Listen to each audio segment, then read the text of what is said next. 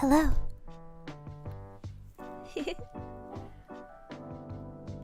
Okay. Let's turn this a little bit down. Hello. Wait. Here it comes. Konnichiwa. I've forgotten to say that both times. Oops. But now I've said it. Now I've said it. Konnichiwa. Okay.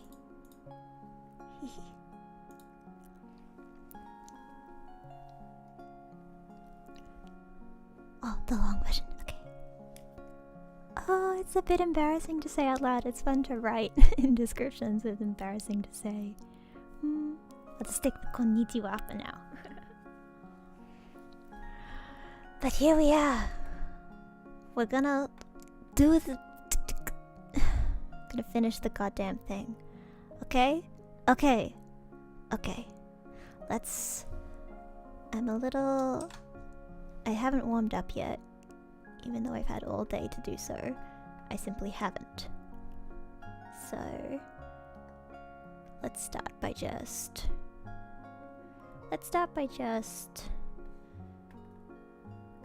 repurposing these lines. Getting them in the right position. Boom.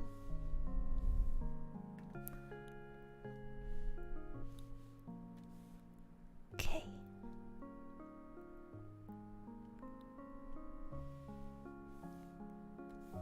A master of the lasso tool.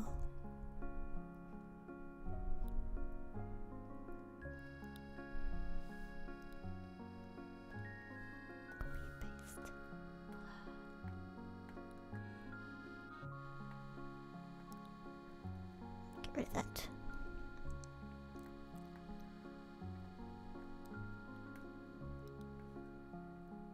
Now I should be able to... Oh, I forgot to open. Damn it. Always forget to do this. Do this one. There we go.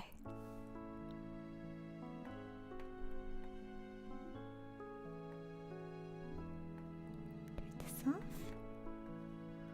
There we go. Now let's just clean these guys up.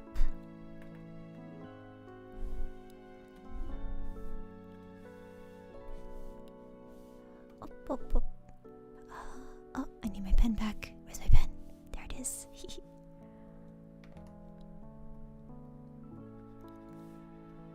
I think today I'm gonna be a bit quiet, a bit relaxed. Don't have much to... It's also... Mama Vixie's not feeling very well, so I don't want to be too disruptive to their rest.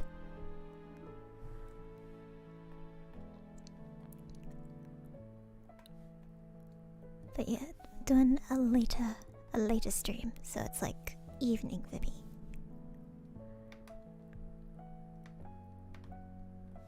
And I'm gonna finish this damn asset if it kills me. I was gonna put kills in the title, but then I remembered that YouTube doesn't like words like that. It says no.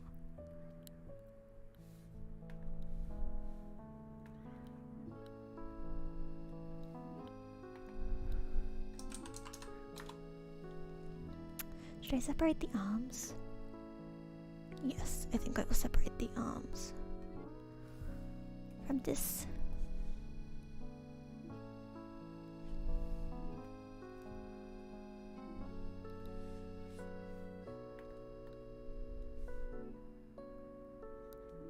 There we go.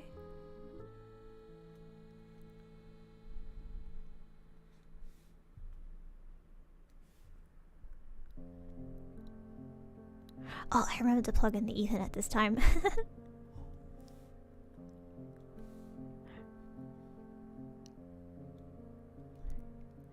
My can't believe I forgot to do that last time. Such a dumbass. Oh, and earlier today I made thumbnails for the previous stream and this stream.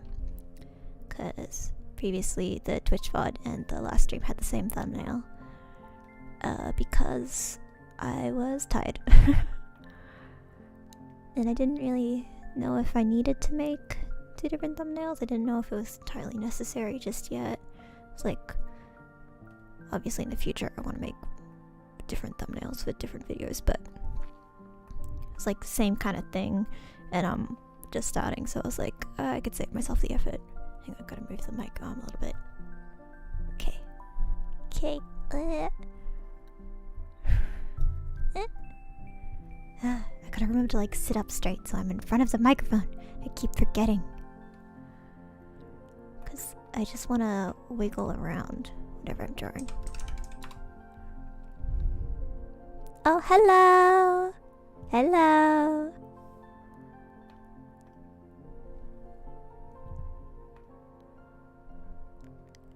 I am Brule. It's nice to see you. Oh, what was I doing? Right. That's what I was doing. Cleaning.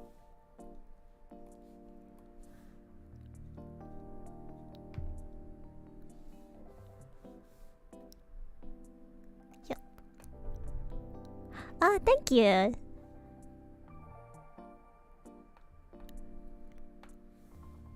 It's not nearly my final form.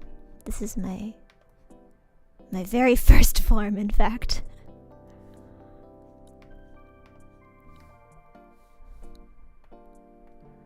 But we're gonna get there. What? What happened? What happened? What?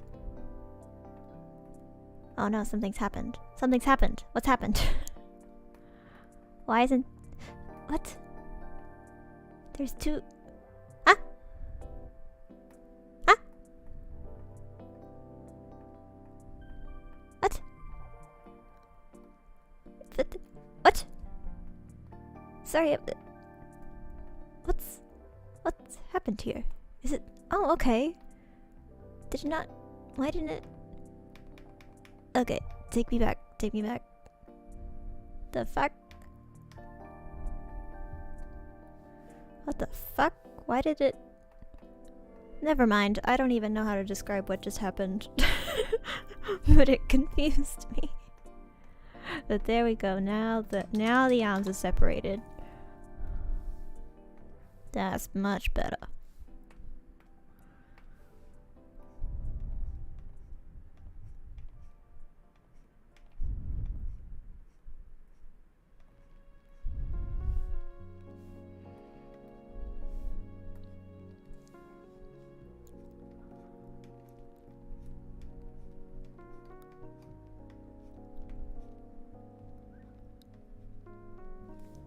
There we go. 30. Should maybe extend this line down a little bit.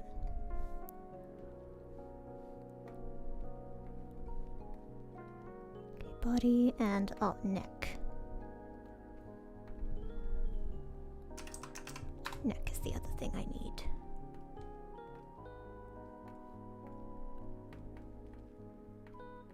Whoops, whoops, whoops.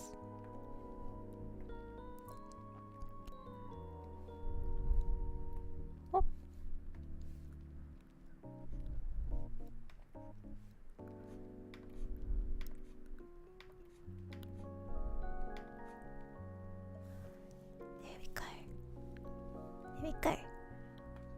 Leave that long for now. Alright, and now the hardest part. Is the goddamn back of the hair. Okay. This is the part that, you know what, I'm gonna put it off for a bit more and I'm gonna close this gap. I'm gonna close this line because I can already feel that it's gonna cause a fill error in the future.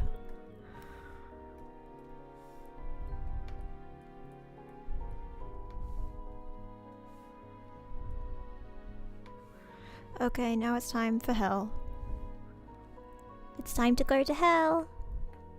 And that hell is called hair lining hair. Fucking. Okay. How's it gonna?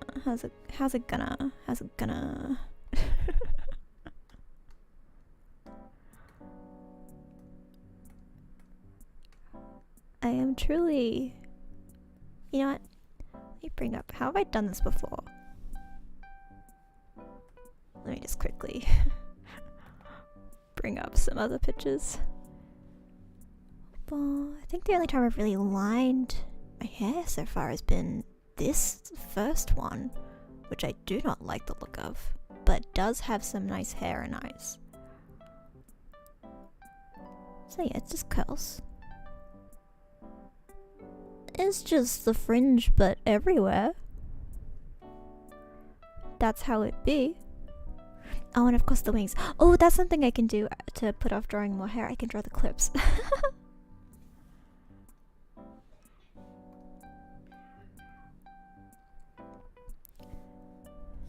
Sorry if you hear my dying mother in the background.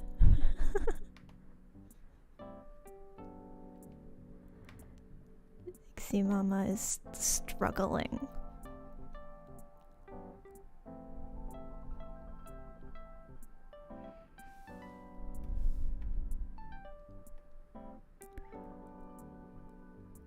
Of the two, I really want to have.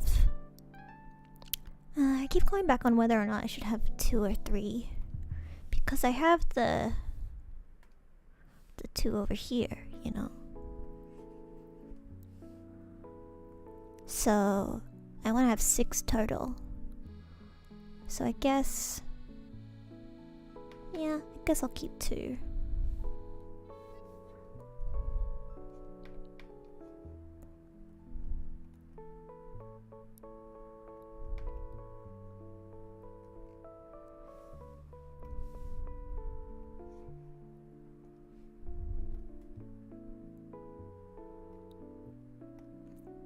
You know what?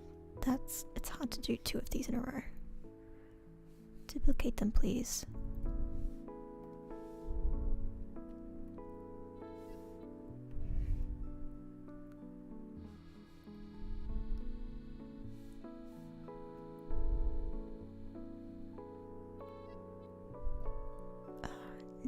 Nope. Whoops. Get back here.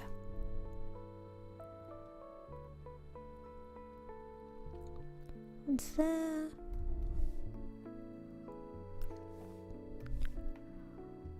One's kinda there. And then we get it smooshed.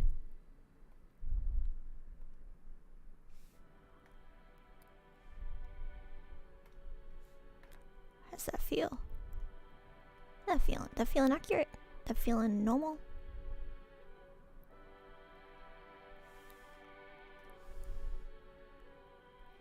Think it's like that, then this one needs to be a bit further over, like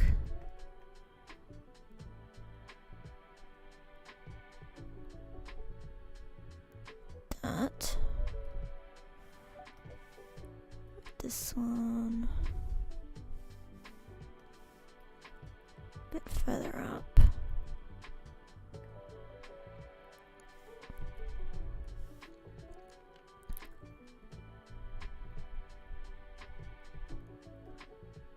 Like so.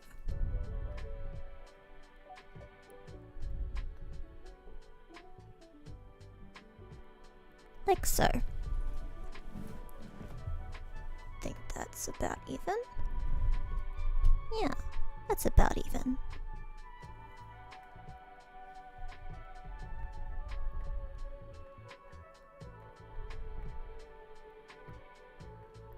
Right. Now you can put them over here and line them so we don't have to draw hair. No hair lining. We avoid it at all costs. I swear hair is like the main reason that so many of my drawings are work in progresses forever. Just I reach the hair and I'm just like, I'm done. I'm done with this.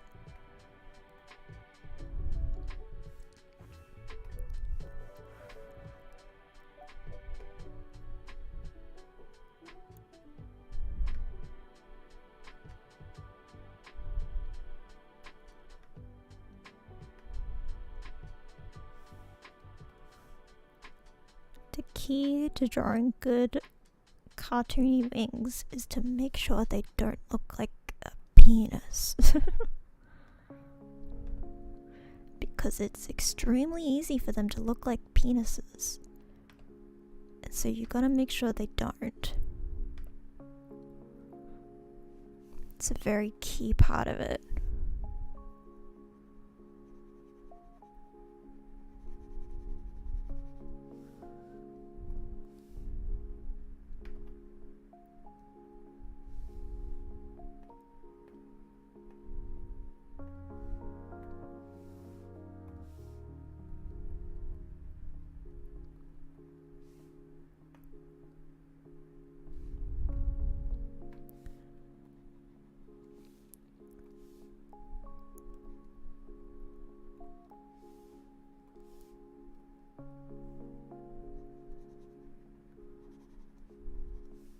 Okay.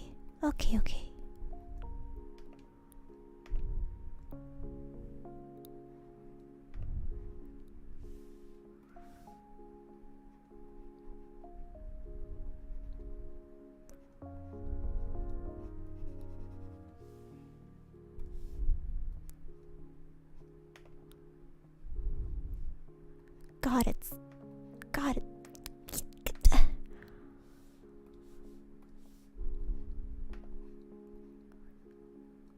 No one ever tells you that, like, drawing simplified cartoony shapes is actually really fucking difficult. Because you draw it just like a little bit off and it looks really off.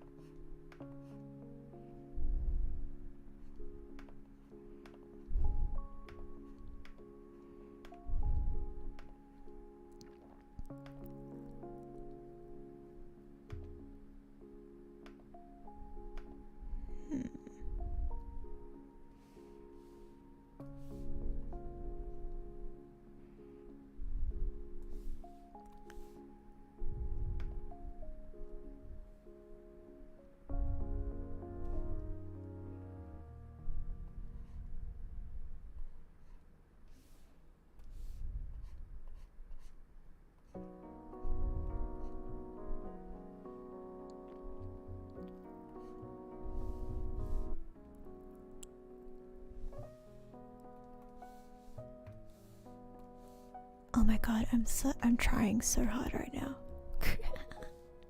Ah! Delete your art. A wise man once said, delete your art.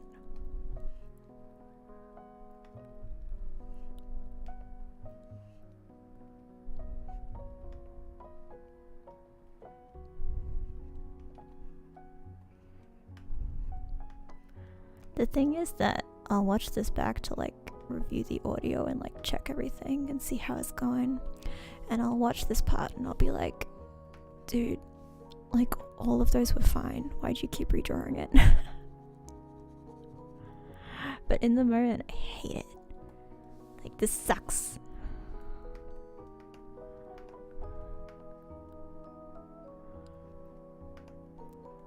If I make it go out like that.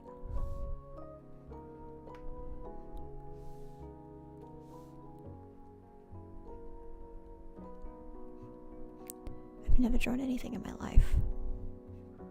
This is the first time. It's the first time I've ever drawn anything. That's what it feels like right now.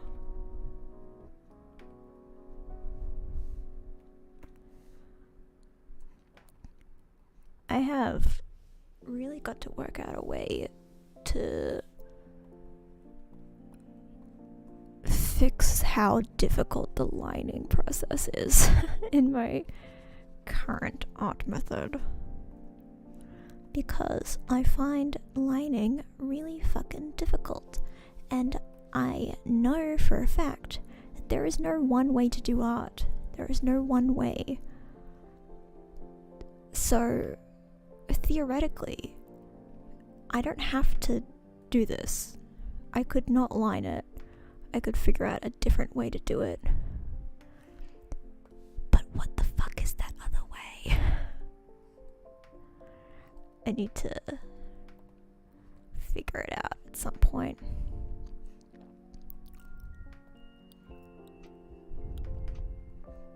You know what? You know what I could do? Look at this. You see this right here? These wings? I drew these wings. So I can steal them. I can steal my own wings. They're mine. Just trace them. This is art hacks. Oh, I could trace these ones up here. These are the actual clips. They're a bit too small. For this brush, at least.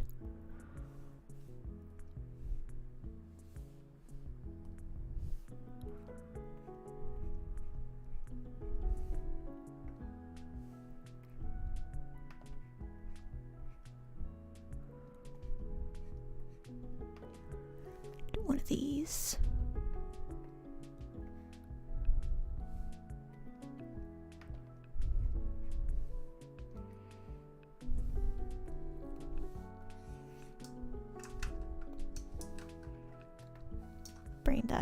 Bring that thing over here. There it is.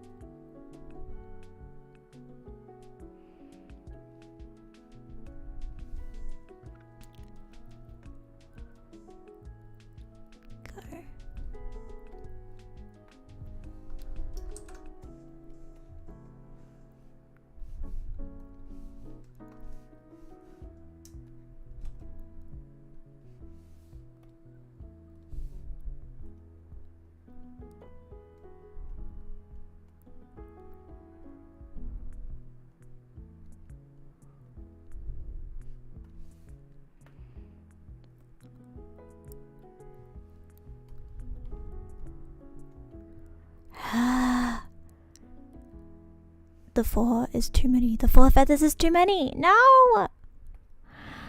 My ingenious plan.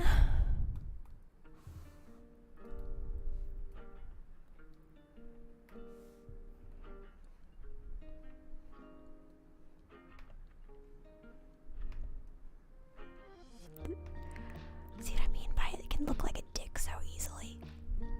Look at it. It's like, especially if you do like just the if you don't do this part, if you just do the, like, that's a dick.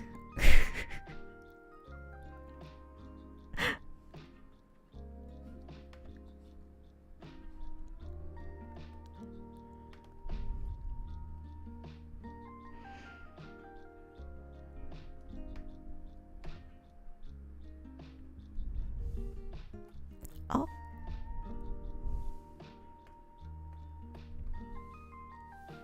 Oh. Hello, we're getting somewhere.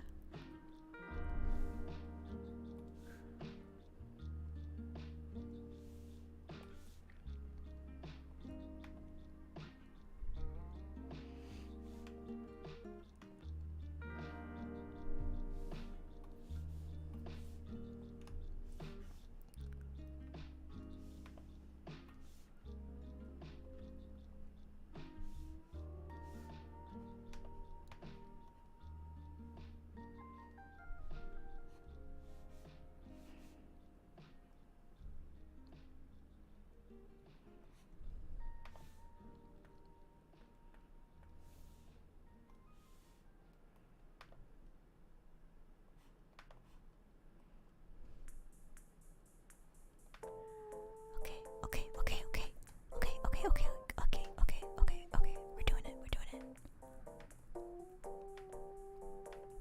We're drawing wings. We're doing it, we're drawing little wings.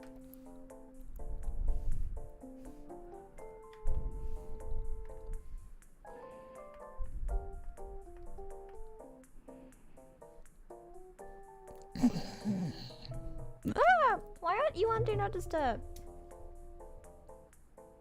Shut up.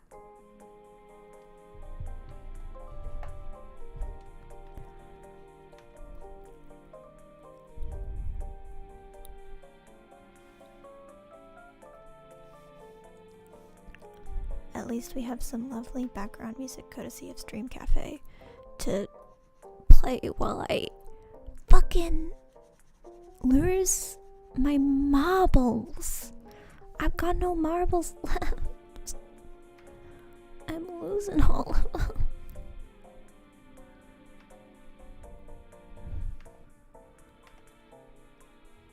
I am simply losing all of my marbles.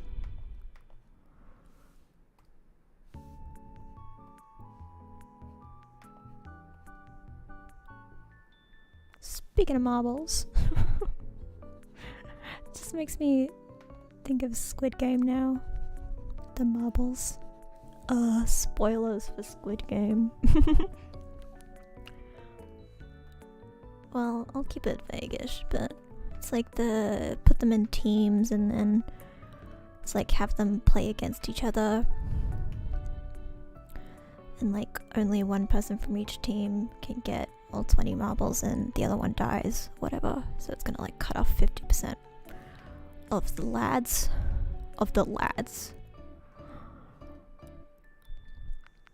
And there's a part where like, actually I can't keep this vague, I'm gonna talk about it straight up. Squid Game spoilers.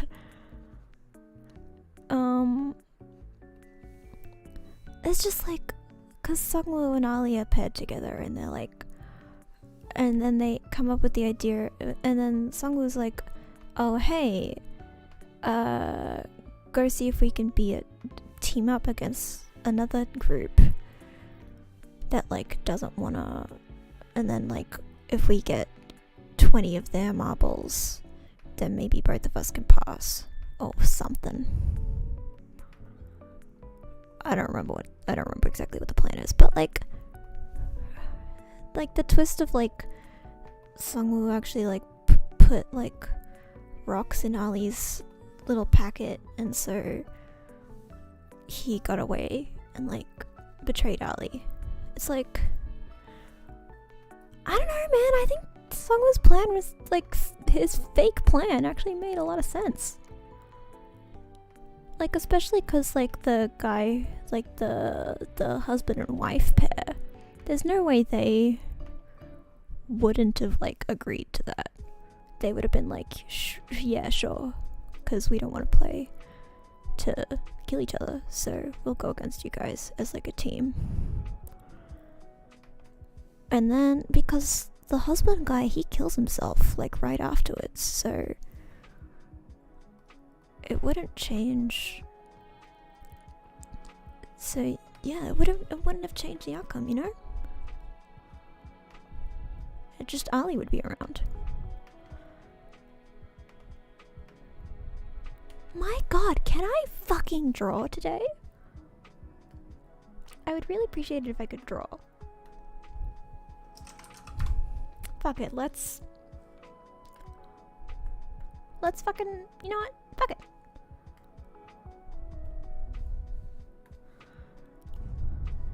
We're gonna do some of this shit.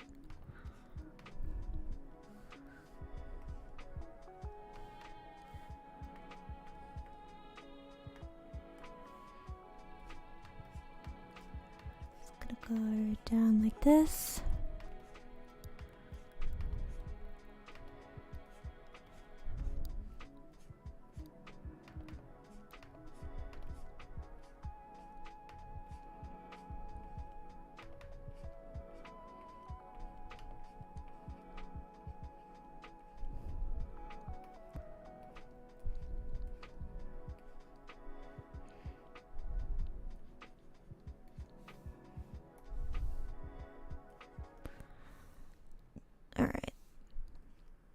need to do some sketchier lines before I get into some smoother lines, because I'm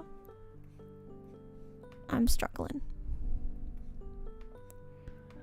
And I can't wait to rewatch this and be like, you absolute idiot, all of those wings were fine.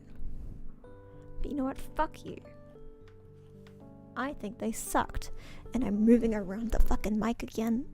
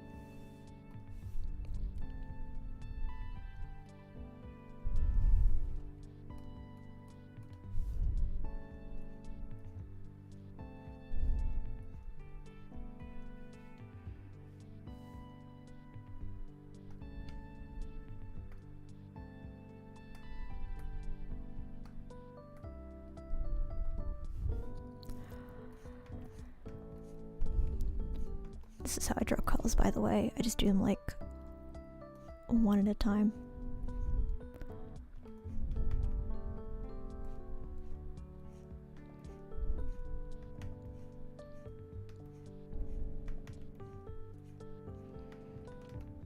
I have kind of like ojo-sama curls a little bit. Like they're a little messier though. Ojo-sama would be an ojo-sama would have much more well-maintained curls than I think.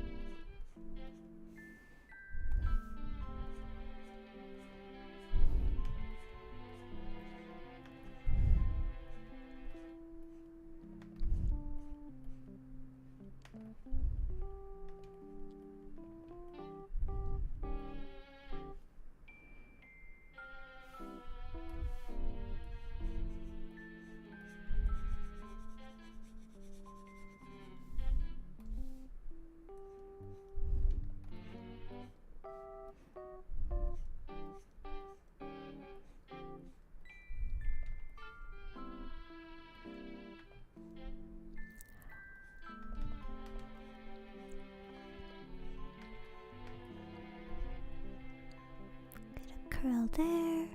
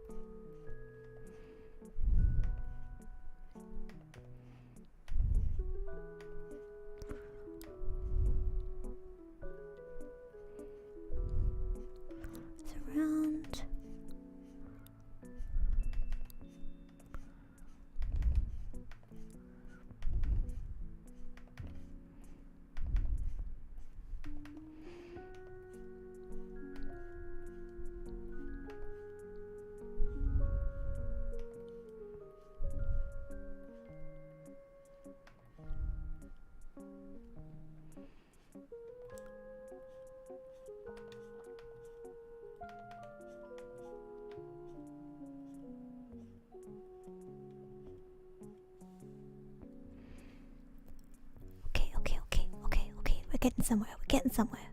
We're doing it. We're doing it. We're drawing hair. Then the hair back here is a lot shorter. So it's a bit less curly.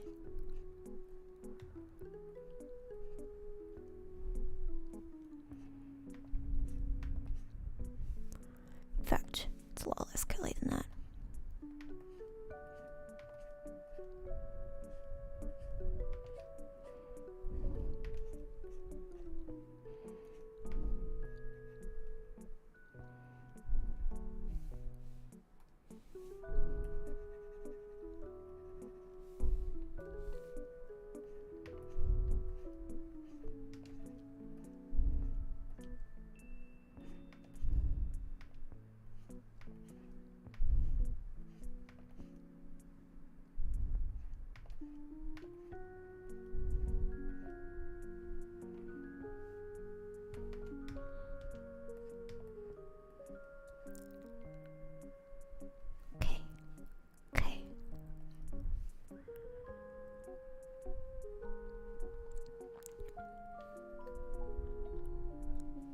Okay, that's one side. I'll clean up all these sketches so that they're more comprehensible in a bit. For now, we're just getting it down.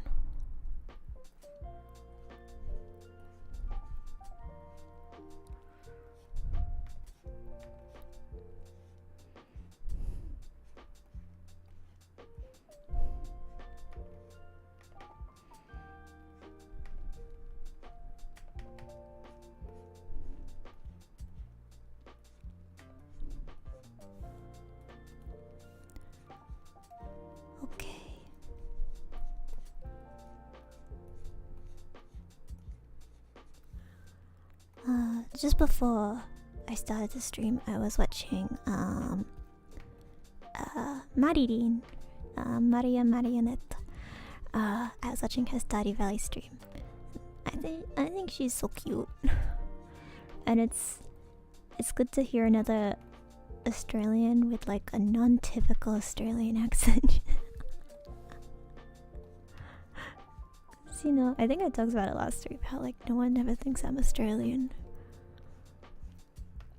And it's like, when I first heard Maria's voice, I didn't actually realize she was Australian.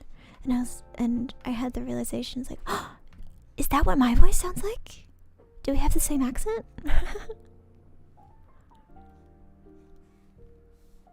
Like, is that why? Like, oh, maybe Maria's from the same, like, dimensional plane as I am.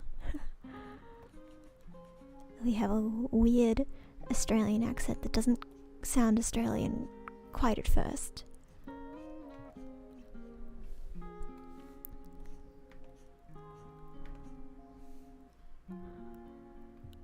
Or maybe she also had the thing where she listened to a lot of Canadian cartoons. I wonder if she watched 16. God, I'm gonna just spend all of every single one of my streams talking about 16. I think that's a good idea.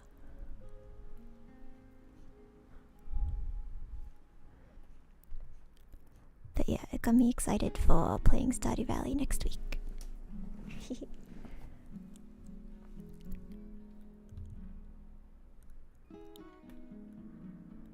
So I'm real excited to start farming. Start my farm. And I need to decide who to romance. That's gonna be a big decision to make. Ooh, I don't know. Who should I romance? I think the first character I ever romanced in Stardew Valley was Maru. I love Maru. I think she is so cool. But after Maru, I romanced Leah, and I really liked Leah's. I really liked Leah's. Like I really liked Leah. I think she was cute, and I think she was very suited to farm life. I tend to find it difficult to like marry the villagers who like I don't know if they would actually enjoy being on a farm. That's why even though I liked Haley for so long, she was one of the last villagers I ever romanced. Well, I've only romanced the ladies. I haven't romanced any of the boys. I really enjoyed romancing Penny. I thought Penny was super cute. I fell so in love with Penny. When I was romancing her, I thought she was so cute. Like I hadn't paid much attention to her in my previous runs, but the run where I was like, I'm gonna romance Penny, I just like, she was so cute and so sweet, and I just I thought, and like she calls you honey, and she's so sweet. Just everything about her was like tailor-made to like farm wife.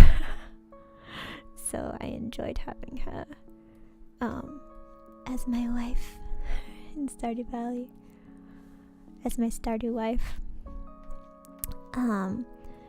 I also another character that was like that for me, that I kind of like passed them by until like I was like, well, I haven't romanced them yet, was Emily.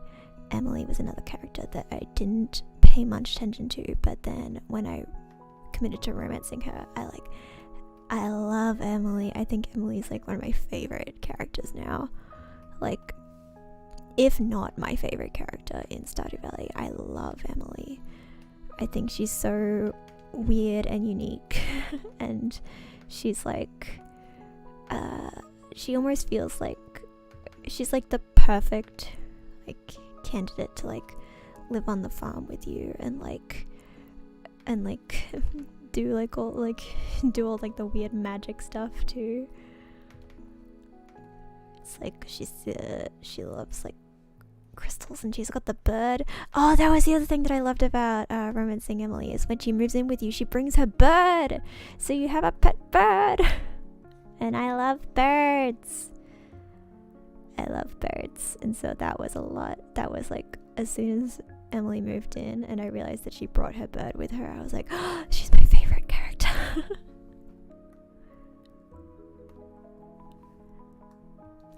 So yeah, I love Emily now. Who else? There's Abigail. I haven't romanced Abigail before, which is kind of weird. I feel like I should have, but I just haven't.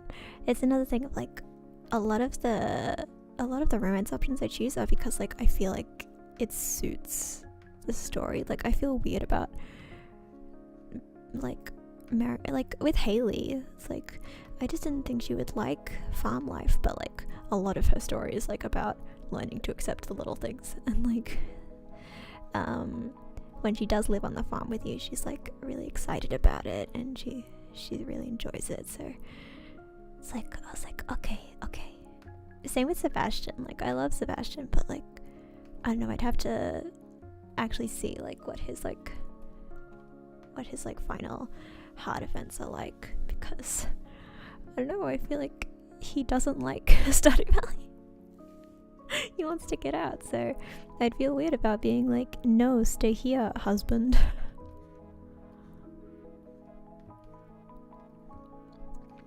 But I guess there's probably like a storyline or something in which he learns to like Haley does.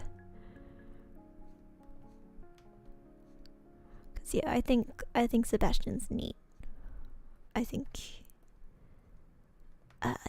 he's neat. I just think he's neat. It's Marge Simpson holding the potato. That is probably one of my most quoted memes on the daily, is I just think they're neat. I say that a lot because I have a lot of things that I just think are neat, and I feel like no one appreciates them as much as I do. It's like whoever wrote that line for Marge was like speaking directly into my soul. Cause like, yeah, I get you, Marge. No one, it's like Lisa being like, nobody cares about potatoes. Or was it Bart? It was either Bart or Lisa. Being like, nobody cares about your potatoes. And she's like, but I like it. I think it's neat. Yeah, Bart and Lisa being like, oh my god, it's so boring. It's so boring, Mom. It's like, yeah, it's boring, but I like it. Boring things can be fun. I mean, maybe. Is that the antithesis of boring? I don't know. I like a lot of things that are nothing. I think I said that on the first stream. Just like so many of my favorite things are just nothing. And I love that about them. When something is really fucking insignificant, that's my jam. If something doesn't matter at all, hell yeah. Alright, that's like what? That's 12 layers of curls, so 12 curls total. Wow.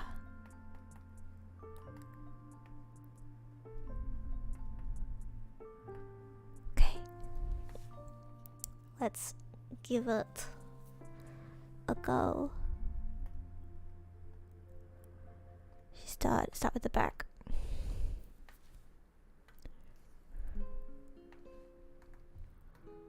Ba-bum. And maybe make this blue so it's easier to see.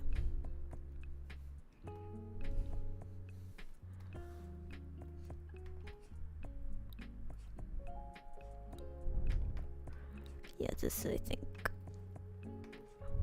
gonna have to leave a lot of open gaps.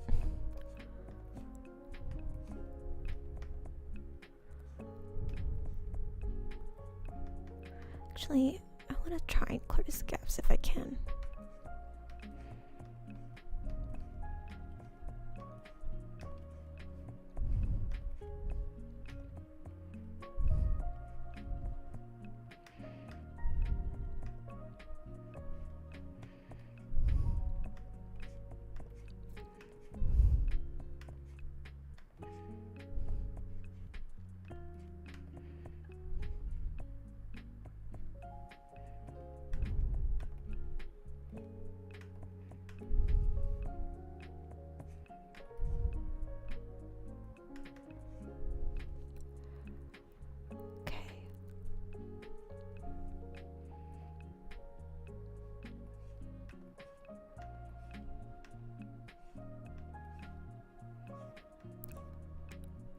So I noticed in my last stream that I think my microphone was desynced, which is really weird. Like, I didn't notice that at first, but like, I was listening back, I was like, I think my commentary is delayed on what's actually being showed on screen. It was really weird. I don't know what happened, because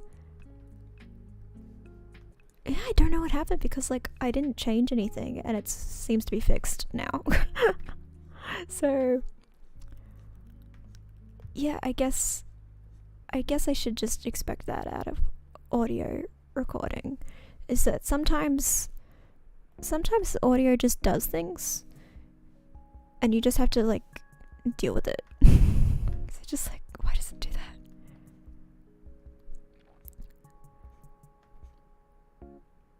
Audio engineering is truly a disaster. It's a disaster of a career and a disaster of like just a thing. Just like nothing about audio engineering is easy. Everything about it is just the worst. Nothing about it makes any sense. There's constantly problems that don't have any real cause. And the only solution is like turning the whole thing on and off again. It's so weird. Like, I had a problem that I was testing before my soft debut, during August, a few days before, where I opened Discord And for some reason that ruined my audio. It just made the whole audio sound like all crackly and weird. And I was just like, what? Why did it do that? It was so weird. But like not the audio from like the mic, like my audio, like in my headphones. It was so weird. Like even like playing YouTube videos and like music, it was just like all crackly and weird, and I was like, why did... And it was just like in my headphones, it was just weird, and I was like, what caused this? And why? Like it was clear, like it was the cause of it was clearly me opening Discord, because as soon as I did that, it started. But then what about opening Discord made my audio so crackly and weird suddenly? It was so fucking weird. So fucking bizarre.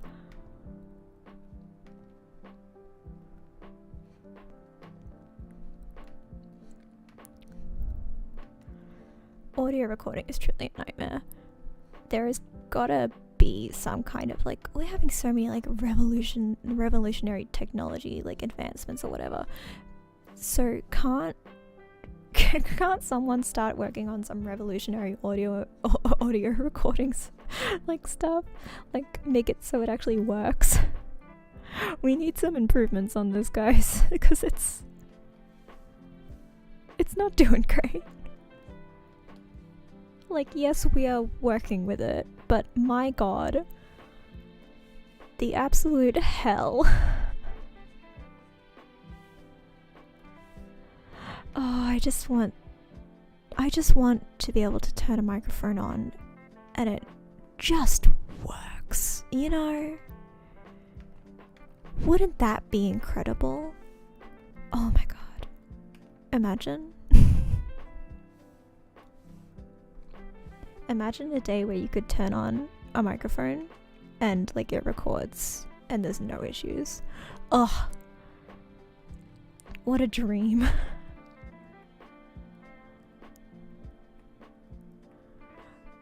I can imagine truly nothing better.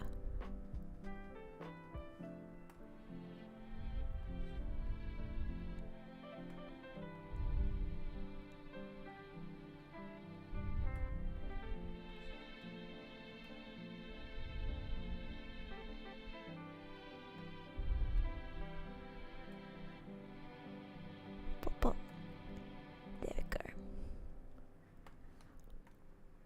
So I can see my layers a bit better.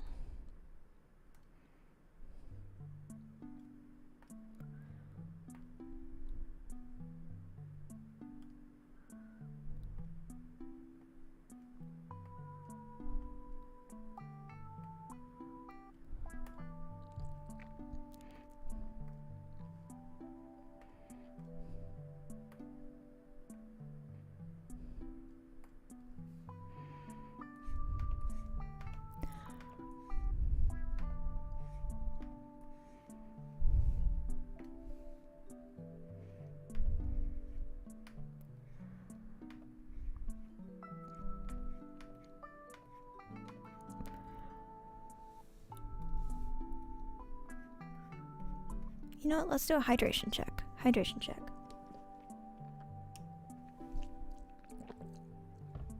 Drink some goddamn water. It's time.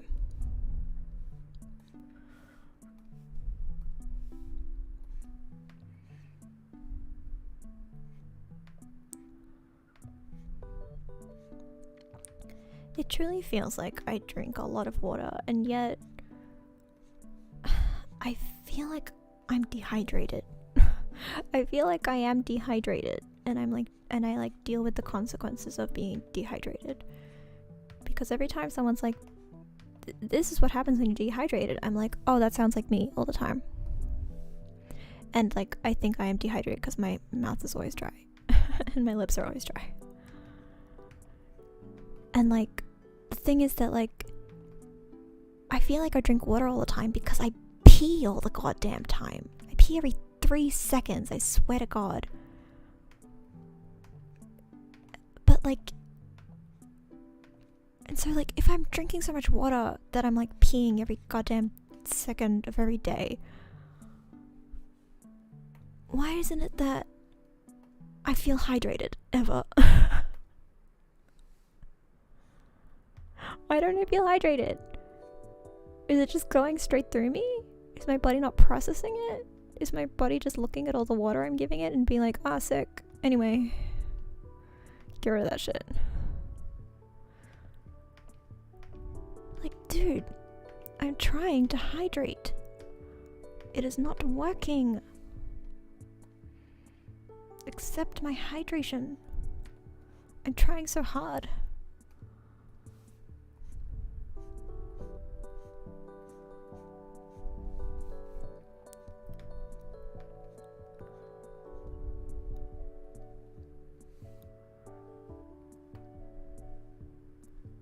Because sometimes life truly feels like it's nothing but drinking water and peeing, you know?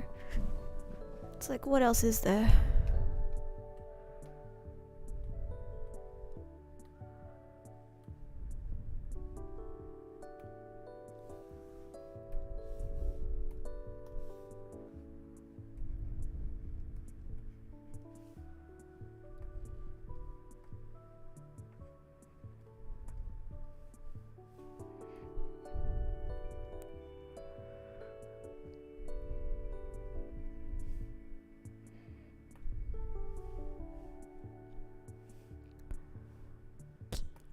Okay.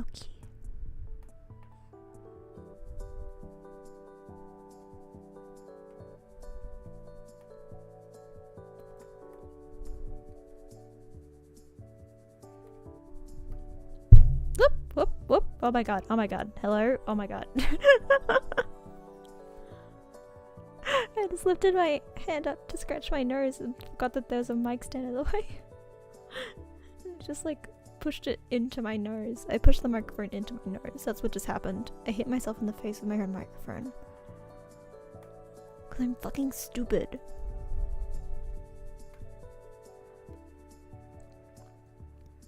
Sometimes people like to tell me that I'm not stupid. And to that I'd like to say, I just hit myself in the face with my own microphone.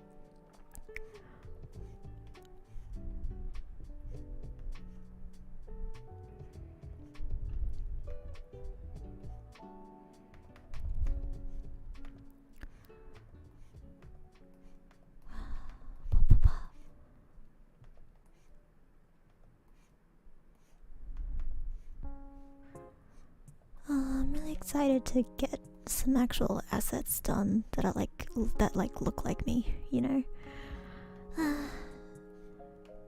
I just want to have a me on the screen, because of course I have little Lucy. She's here. She's always here, watching, judging, watching.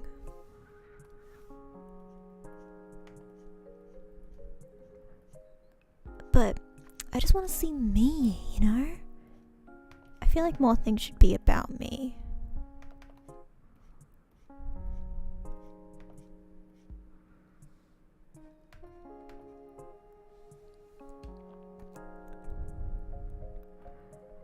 I also just I'm so like anxious to like commission a VTuber model.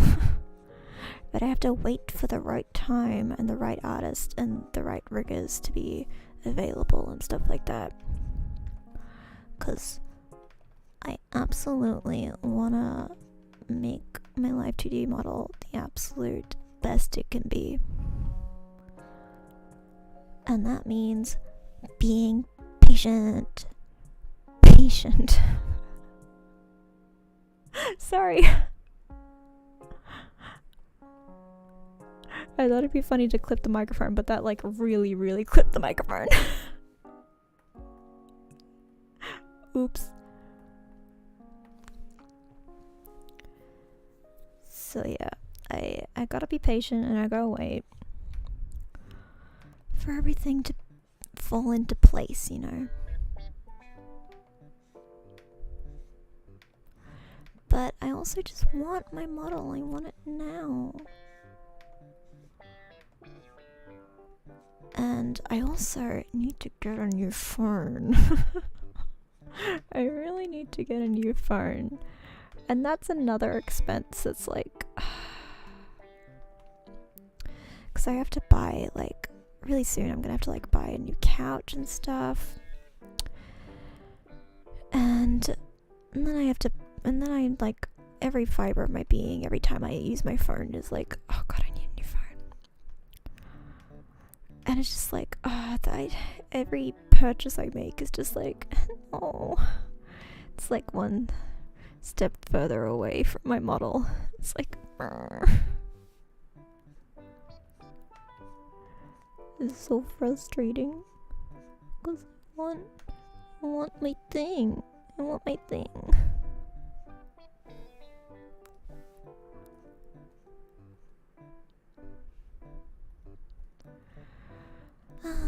And also I want to be able to, like, as soon as like artists and riggers are ready, I want to be able to like swoop in there real fast, you know? And I want to make sure that I have the money set aside to do that whenever that is. So it's just frustrating when it's like, oh, but I now need to like spend a bunch of money to replace my fucking phone.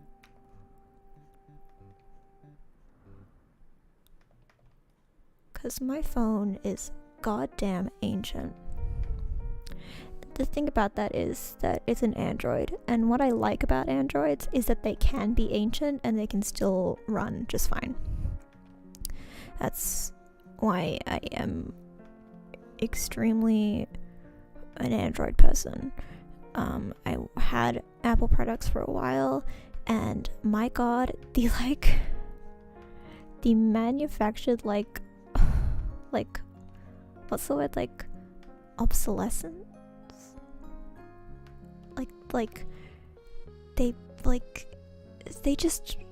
They just stop supporting them so fast. It's like only a few years of like guaranteed support for those products, and you're paying thousands and thousands of dollars for them. It's like, oh my god. It's just like, for something that I spend like thousands and thousands of dollars on, I want like a lot of use out of it, you know? And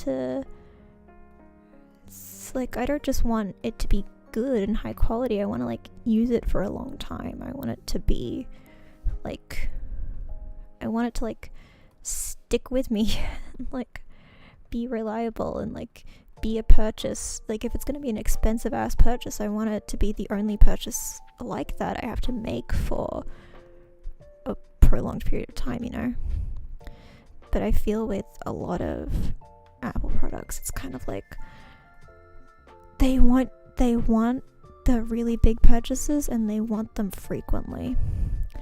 And I just can't, like, I don't find that business model very ethical.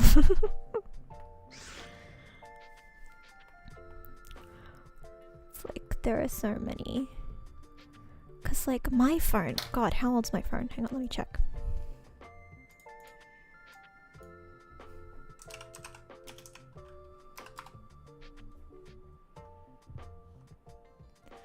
So my phone is from 2017. So it's 5 years old. And like people are getting new like iPhones like every year or something. And I actually got this phone when it was already like kind of an older model, so I got it pretty cheap. And like that's what I like about Android stuff, is like the freedom to like just get an older model of something that's like cheaper and like affordable, and it still like works. And like maybe it's like kind of clunky and out of date hardware, but like the software stays up and like is supported, and it functions, you know? It's kept with me for years now.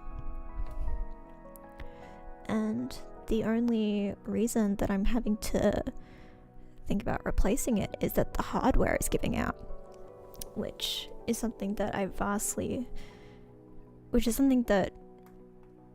I really appreciate in like a piece of technology, you know? Like if the reason you have to get rid of a piece of technology is because the hardware is old, like that's like, I appreciate that, because as soon as you have to get rid of something because the software is old, I'm like, fuck off. That's so frustrating, because like it's so frustrating to know that like, oh, I could continue using this if people weren't assholes and who just want me to buy a new thing, you know? And like obviously there comes a point where like all software has to like be discontinued or whatever. Like they can't support it forever and ever and ever. But a lot of Androids, like they get support for like 5 years, and like they get support long enough for the hardware to expire, you know? And like it's really fucking nice to know that like my phone, no matter how old it is, as long as it's running, I can use it. And it won't like put me at a disadvantage. It won't make me like, I won't be like behind. I won't get an update one day that suddenly means that I can't use a major feature of it.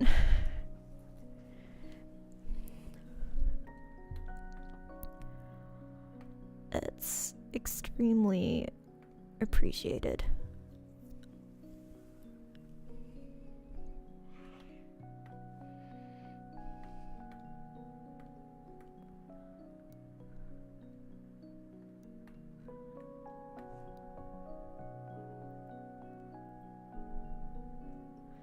But I think I'm gonna have to finally bite the bullet and get a new one, which is so sad.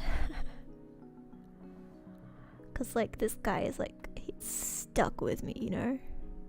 Like this motherfucker seen it all. This motherfucker has been through it. Let's figure out which layers I want on top of which. That one I want under that. I want that one under that. That one can go on top, so this one first.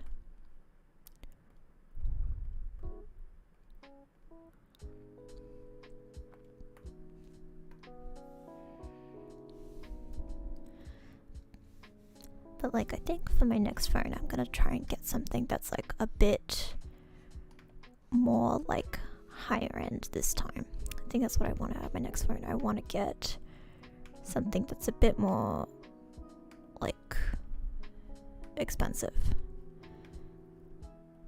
because like the thing is that like for my last few phones I've spent like $400 to $500 on each one of them, and they last me like good few years, you know? And it's like, that's absolutely incredible. Number one.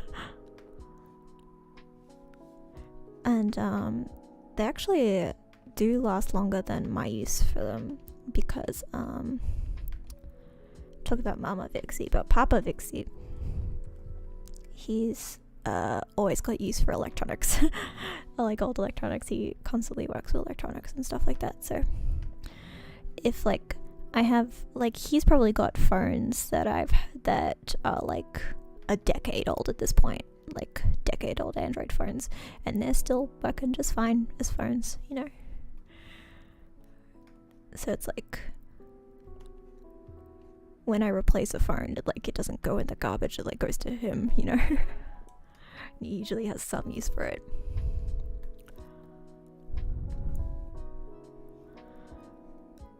So that's like other things I appreciate about Androids. It's also like you can take them apart real easy and you can like fuck with them.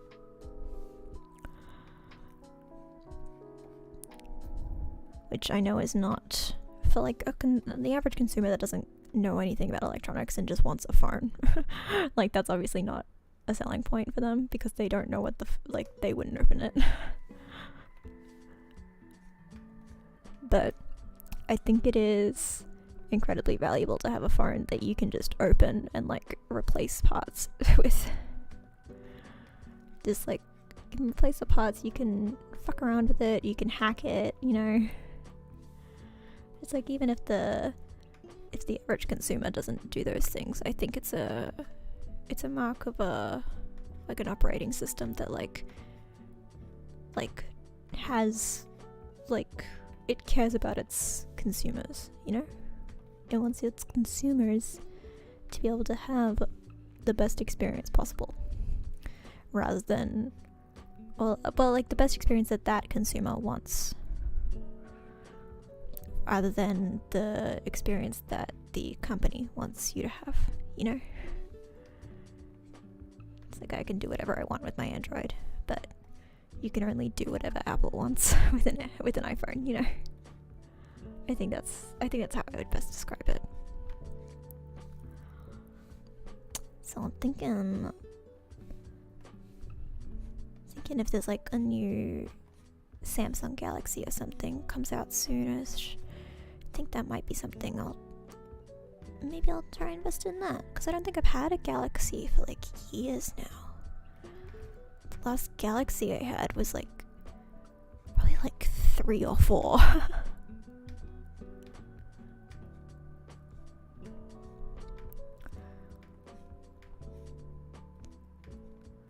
And like the new, like, what was it, like the Galaxy Note or something that has like the S Pen in it, that seems real neat.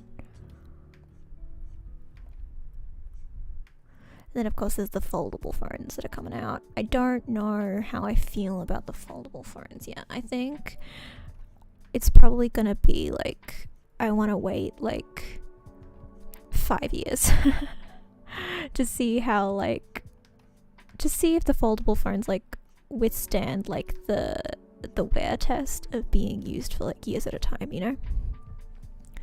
Because there's entirely the possibility that like they just like crap the fuck out after several years, and they're just not old enough yet for us to know that.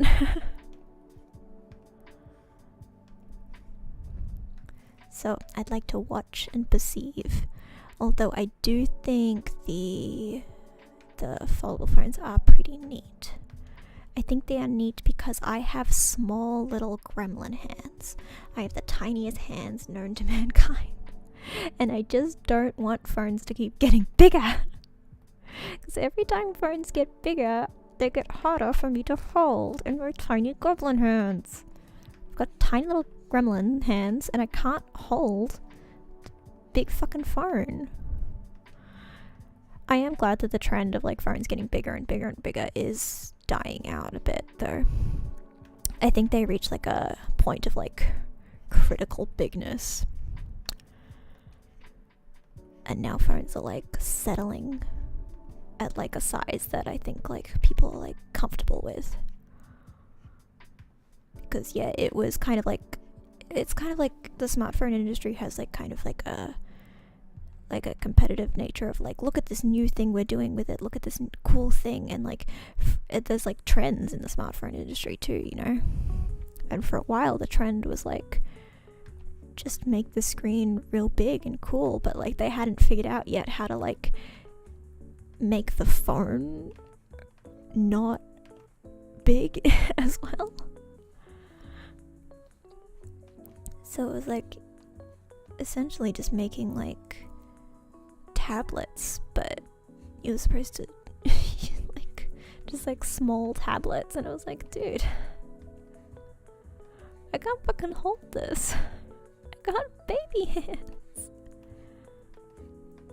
It's like, I'm sure for all the yaoi hand, all the yaoi hand havers out there, this is great, but like I can't fucking hold this shit. It's like the reason pop sockets were invented, because we couldn't fucking hold this shit.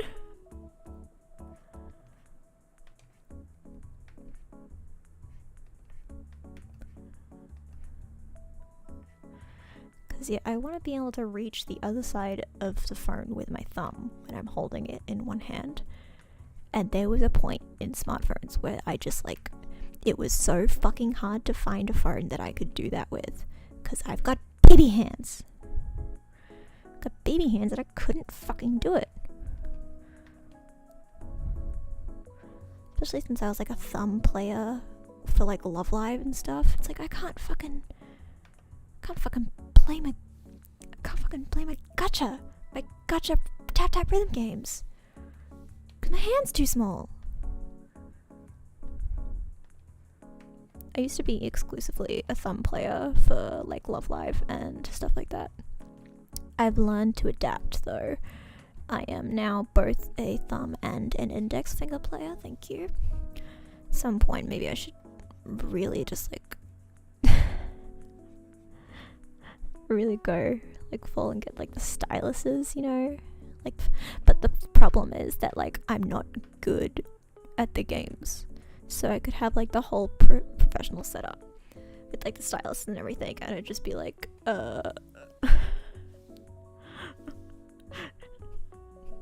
just like lose my combo before I hit 100 and just be like, fuck.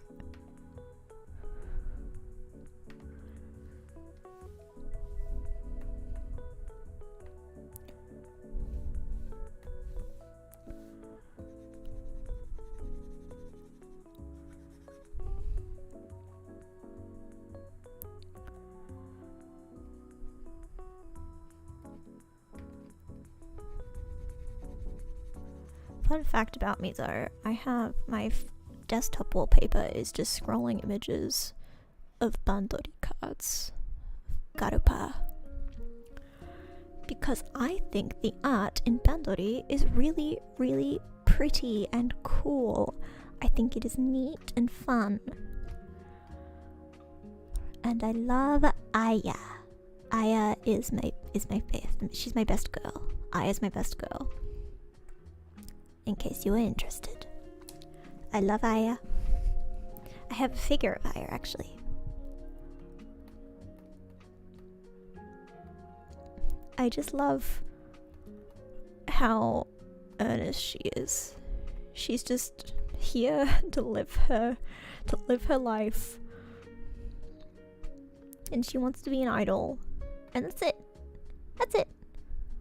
It's like she got no agenda other than just I just like idols and I like to dance and stuff. And it's like, yeah, Aya. Hell yeah.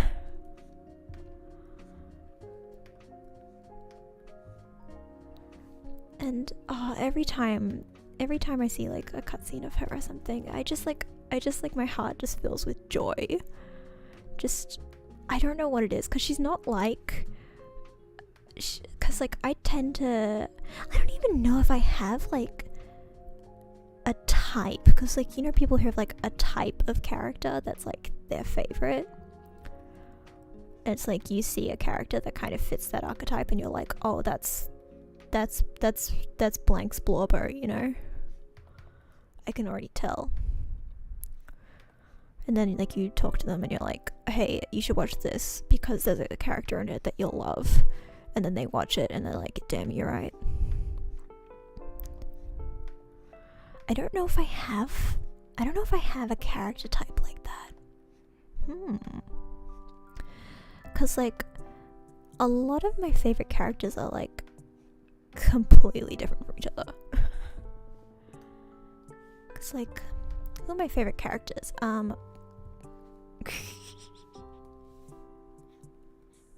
Well, I know my number one. I'll save that because it's a whole thing.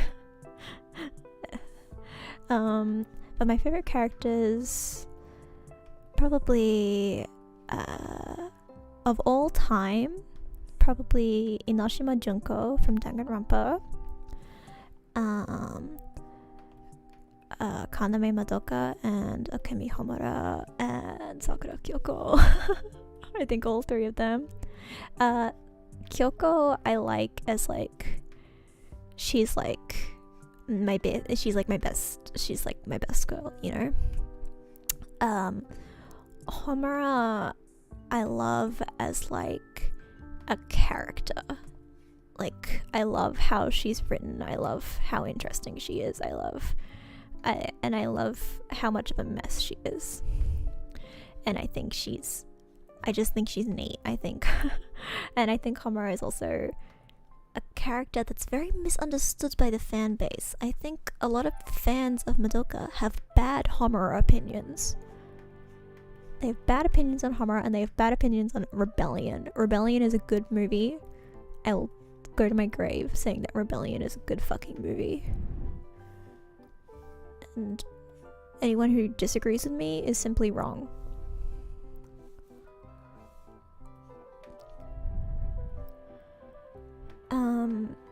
And I love Madoka because she's such like the quintessential like magical, like she's like the perfect protagonist for that show, you know. Madoka Magica is probably my favorite anime of all time. I watched it for the first time years and years ago. I don't even know how long it was.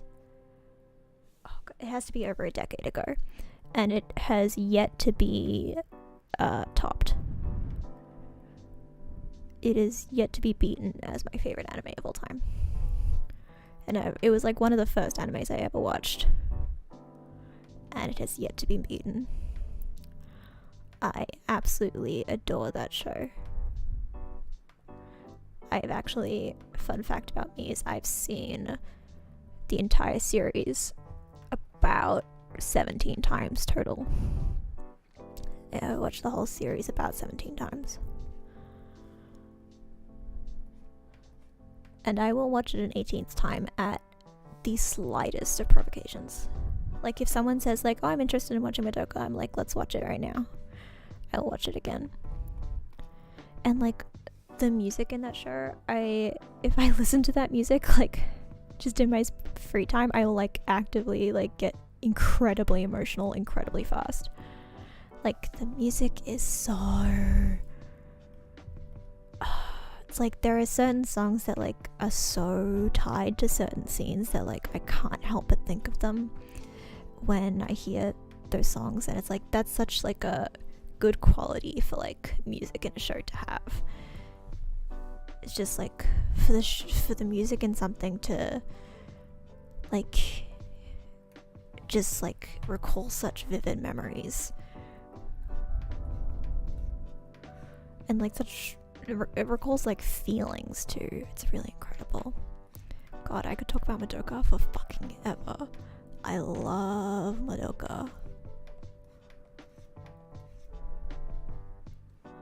I was talking about favorite characters, right? So yeah, I love everyone in Madoka, but Kyoko's my favorite. Like she's like my best girl, you know. And then I love Homura and Madoka because I love the show, and I think in loving the show you kind of end up loving those two characters because they make the show, you know. and I have them on my desk with me now. It's probably not their permanent location, but it's where they are right now, and I love having my little my little god and my little demon, my little Satan.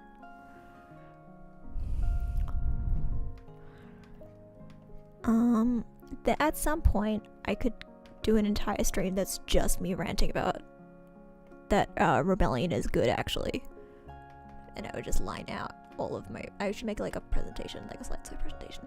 That's actually a great idea for like a collab, because I want to talk to other VTubers. Well, I'm not a VTuber yet, but like other PNG YouTubers, other streamers, you know. And I want to organize, I want to have, like, once I have like established like friends and stuff in the community, I would like to have like a presentation night stream. Because you know how people do those parties where like every party goer like makes a presentation and presents it to like just on whatever they want, or if there's a theme. So it's like a party where everyone does their slideshow presentations. I think that'd be fun to do as like a stream. And I have so many things I could do presentations about. One of them being that Rebellion is a good movie, actually. But I don't know, it would have to be like in the moment. I would have to like decide like what I really feel in that moment. Like, what do I feel like ranting about right now? And that would end up being what I end up picking. Because I can't be lukewarm on the subject. Like, it's gotta be like, no, I'm gonna go to the grave talking about this goddamn thing.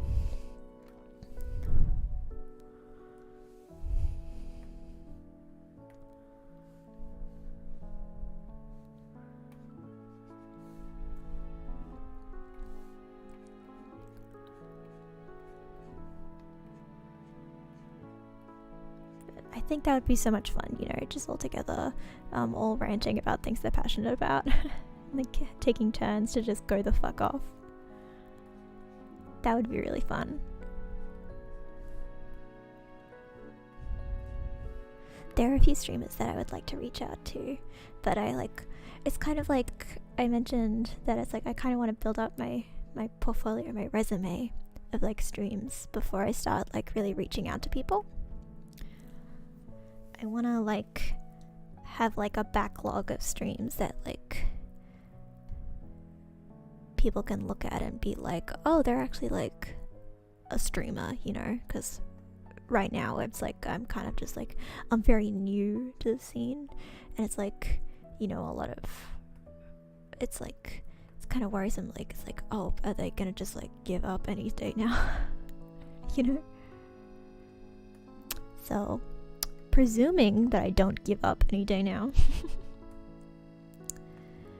I think like I want to wait to like reach out to people and start like, it's also part of the reason I want to wait until to like reach out to artists and like get my model and stuff, is like I want to make sure that like those people can see that I'm like committed to it. And I also want to prove to myself that I'm committed to it. Like, you know?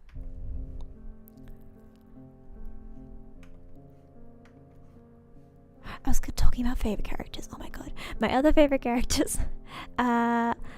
Probably Yui, Hirasawa Yui from Huion. She is one of my favorite characters of all time. I love her. I love how genki she is.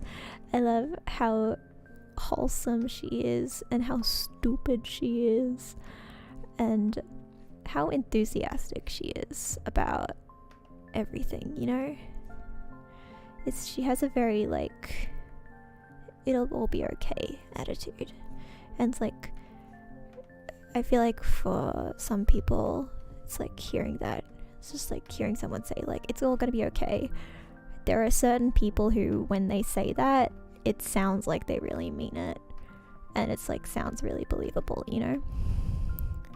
It's like, sometimes when people say it's gonna be okay, it sounds like you're just saying that.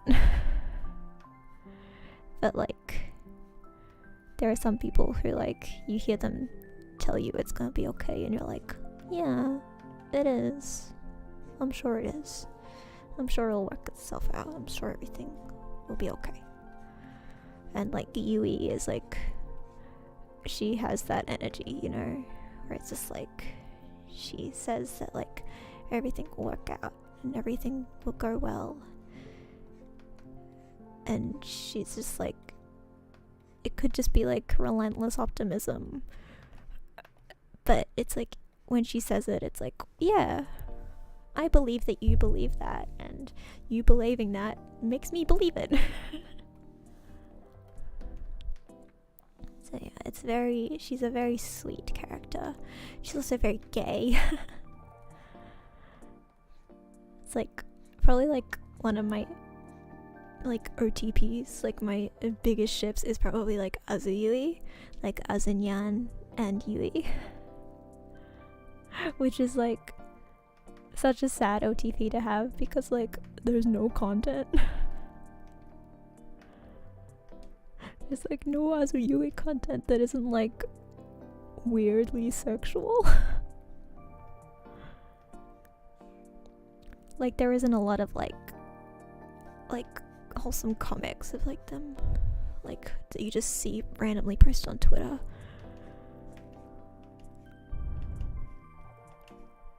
There's not a lot of fic for them either. But in my heart, every time I see those two, I'm just like, oh, those bitches gay. Those bitches are gay. And they love each other.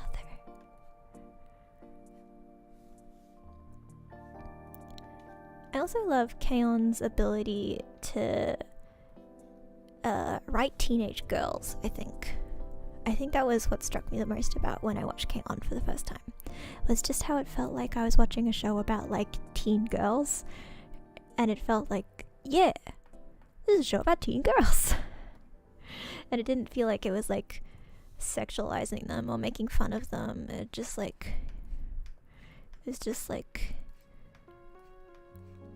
just they felt even though they were like anime characters like and like they did play into like some anime tropes and there was like a bit of fan service here and there. It felt like the kind of fan service that like teen girls would like do for each other, you know. It's like it felt very like, yeah, like I can imagine it's like just a group of teenage girls sitting around and like doing this stuff. And even when it is a bit fan servicey, it feels like, yeah, that's kind of how just, but then like the fan service is all very believable in universe. Because I feel like there's some fan service where it's just like they just disobey the laws of physics and nature and like people are like aggressively oblivious and obtuse to like an unbelievable degree. Where in K-On! It's kind of like we want to see the characters in cat ears and maid dresses and going yeah, and the way that happens is that the characters are like, hey, you should put on this maid dress and put on the ears and you should go nya. And they're just like, what, why? And it's like, because it'll be really cute. And like that's exactly how teenage girls are. It's just like, you should do this because it'll be really cute and I want to see it. It's like, that's what fan service is. It's just like, I want to see this because it'll make me happy.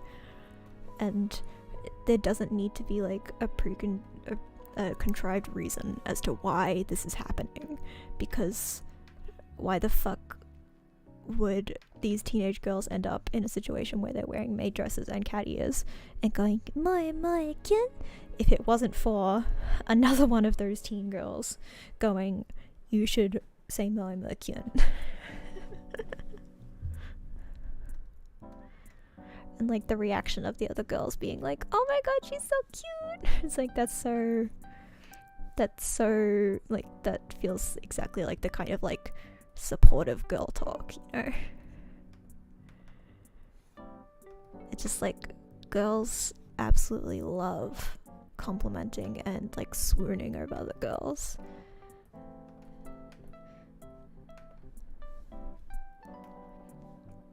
It's it's like even straight girls are just like, it's just like straight girls love to tell each other that they're hot and that they're cool and sexy. They love to do it. And so like it's just nice. It's like in this universe there's no like man who's like ogling them and being like, wow, they're so cute. It's literally just like, it's just like, it's like understands that like, yeah, teenage girls just do this shit because it's fun.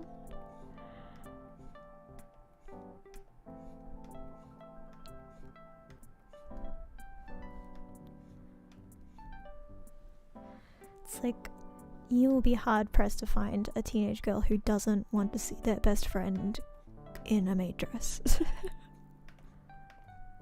And if upon seeing said friend in said maid dress, wouldn't go absolutely ballistic.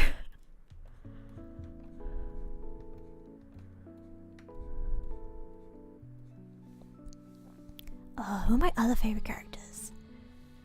Oh, goddamn. Oh, I also have figures of all of K-On!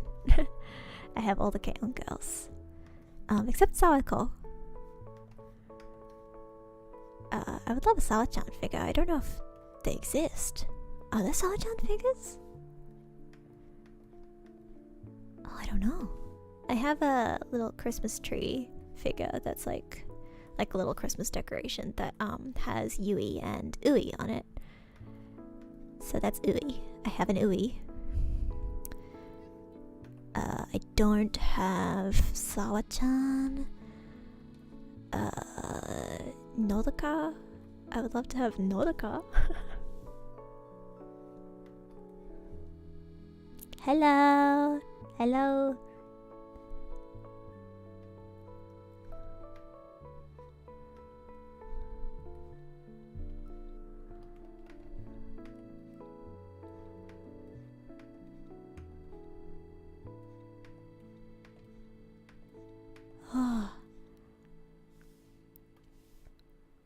Who else do I love?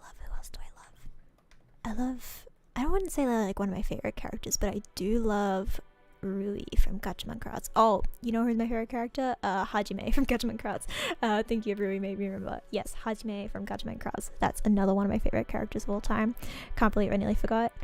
I love the relentless optimism of her in a way that's like almost annoying, but is so genuine that like you can't help but be like, you know what? You genuinely believe what you're saying right now. You're not just trying to like placate me or whatever. You like genuinely believe what you're saying right now, even though it's fucking nonsense. And you know what? That's endearing.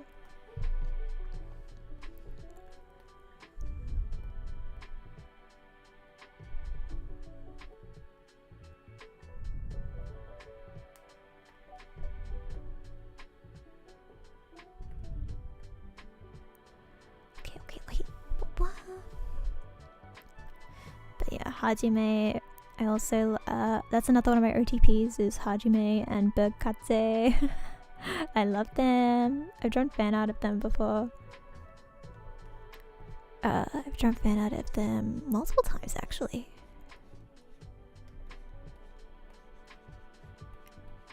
There's one that I've never posted.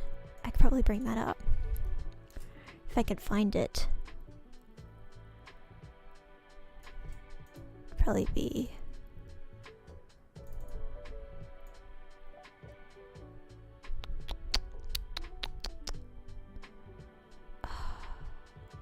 I don't know if I'd be able to find it. No.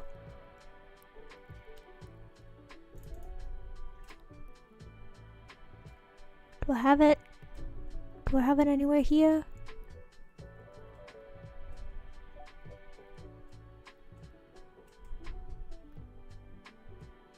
Yes, there it is.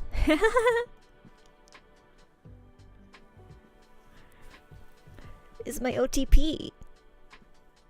It's Hajime and her boyfriend that lives in her tits. He lives in there. You know, because she put him there. Yeah, I love them. I think they're so cute. Hehehe. Oh, I haven't looked at this drawing in forever. The mouths are wonky as fuck. But the rest of it is really cute. This is a really cute drawing. I don't know why I never finished it.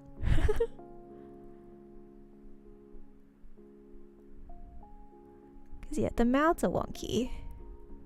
Or I'd probably redo those. The faces in general are a bit wonky. But like the rest of this, like, it's pretty usable. I could probably just like, I think this is actually lined. Yeah, it's like properly lined. It's just got like sketch color underneath. I could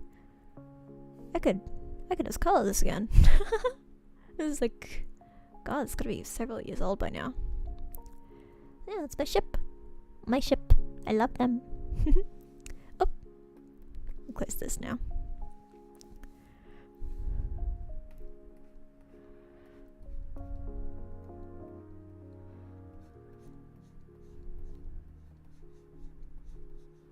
There is actually a character that I've been tiptoeing around this entire time.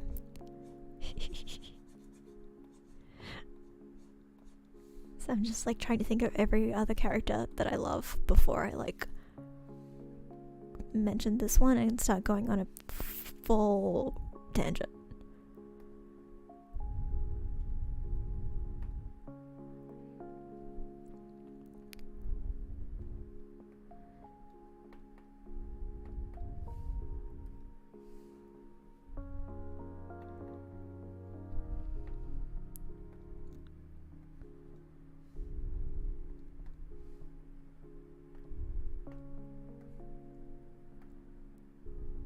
Bum, bum, bum, bum, bum. It's one side done. It's stretch time. Stretching.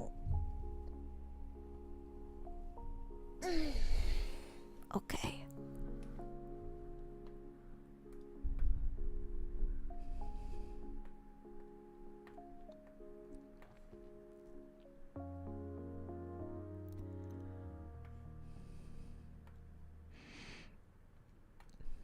This guy.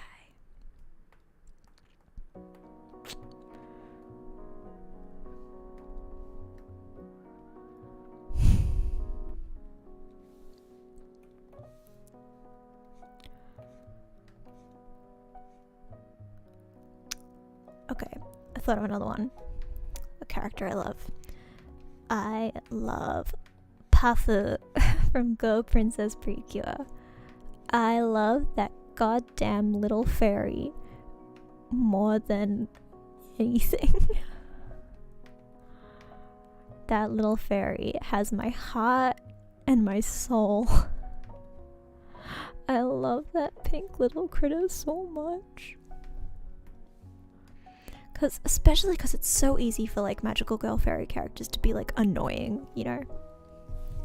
And Pafu is the antithesis of annoying. She is the sweetest, most wholesome creature known to mankind. I cannot imagine that I lived my life for so many years before I saw Pafu. Like, how many years did I live before I saw Pafu? Oh, she's so precious. I need like a Pafu plushie or something. Precure is like nothing but merch, so I'm sure they exist.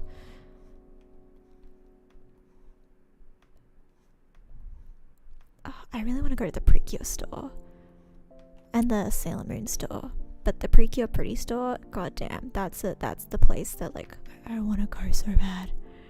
When I'm in Japan next, I want to go to the Precure Pretty store. I want to buy all the merch. I want to contribute to capitalism, but just for Precure. Precure is the only capitalism that I will invest my money in. It's like, hey, they just make these series to sell toys. Yeah, and the toys are great. in this series are perfect. I see no issues here.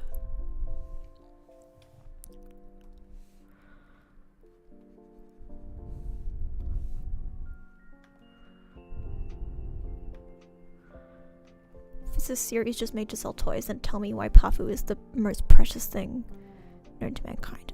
I want to get a tattoo of Pafu. That's not a joke, that's legit. I legitimately have been thinking, I have been like working on getting a tattoo of Pafu for a while. I need to find the artist to do it.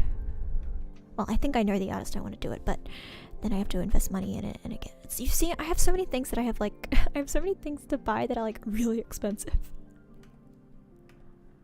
And I just gotta like put them all in like order of importance and wait.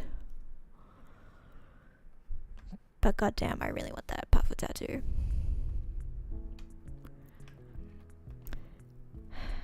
And since I've mentioned tattoos, I think now is finally the time. Now is finally the time that I bring up my most special boy. The most important character in the world to me. The one who means more to me than certain family members of mine.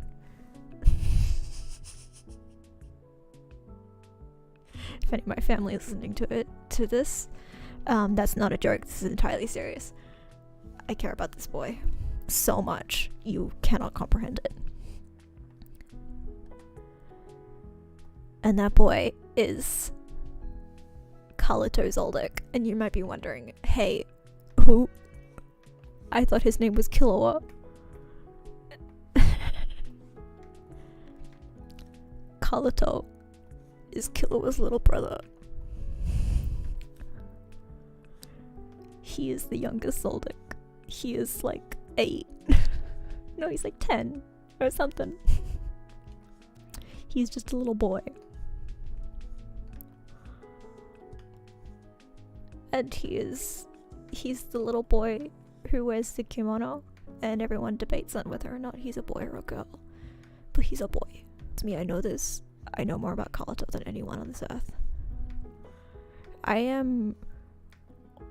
There is an entirely real possibility that I am the #1 Carlito fan in the whole world, because oh my god, I love that boy so much. And like, for what? He appears in like 3 episodes total of the 2011 anime.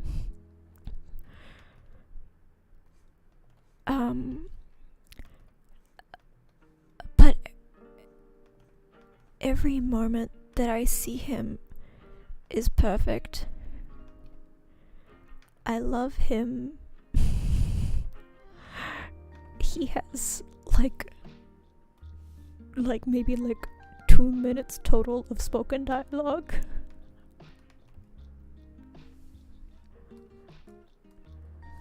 And I think about him all the time. He's one of those characters where like the reason I love him so much is because I just spend so much time thinking about him, you know? I just spend so much time like just imagining him and being like, oh man, what would he do if this happened? What would he do if this, like, he's like, I just want to make fan content about him. I want to make headcanons about him. I want to talk about him. I want to write fan fiction about him. I want to track every moment of his life and make a comprehensive timeline of everything that ever happened in his life.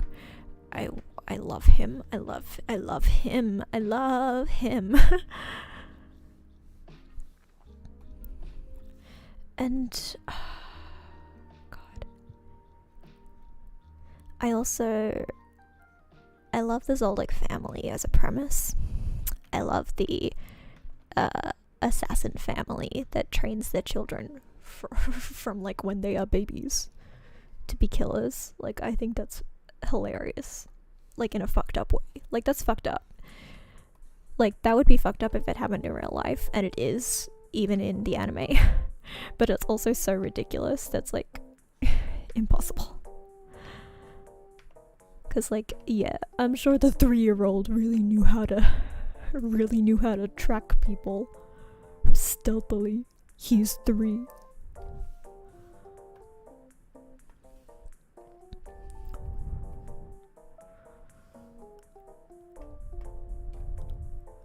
And I also love Aluka. I love Aluka. I love the gender of it all, you know, with Aluka and Kalato. They've both got some heavy gender shit going on.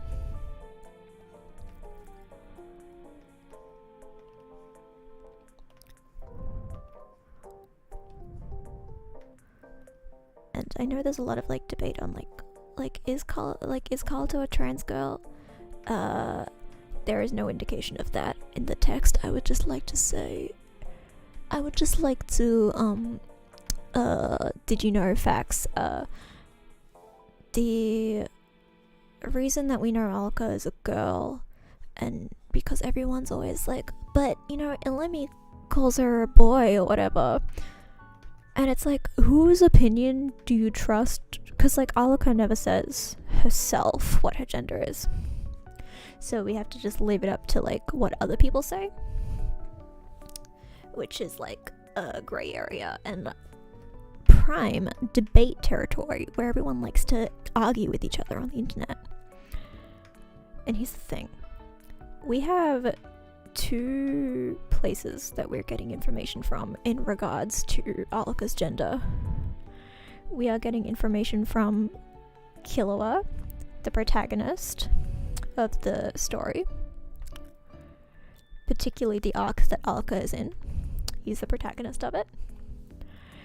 He is the person that Aluka loves most, and he loves Aluka very dearly.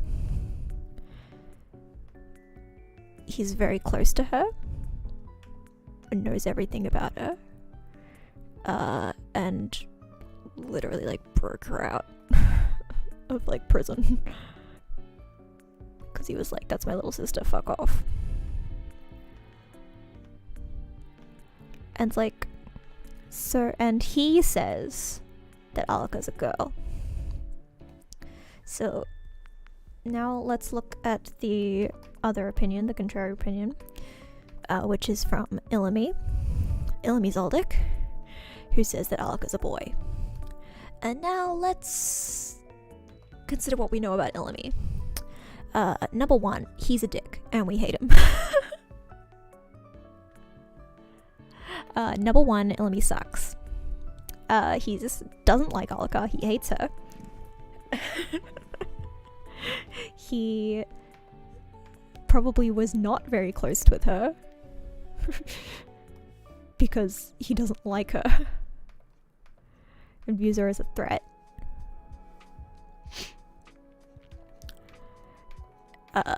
So, and also he's the villain of particularly Aluka's arc. He's literally the villain, the one we're supposed to not agree with. So if we just take all of that information and we add it all together, whose opinion do you think you trust more on this matter? Like, who's more trustworthy here? Is it Killua? Or is it Ilemi? Whose source do we believe here? Who's the more reliable source, you know? 'Cause I don't know about you, but I tend to believe Ilemi on this one. Ilemi, oh my god. I tend to believe Killua on this one.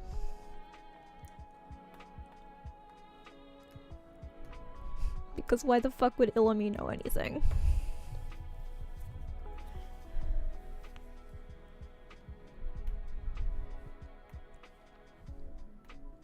And also, Togashi Sensei has like a history of putting like trans characters, specifically trans female characters, in his work, so, you know.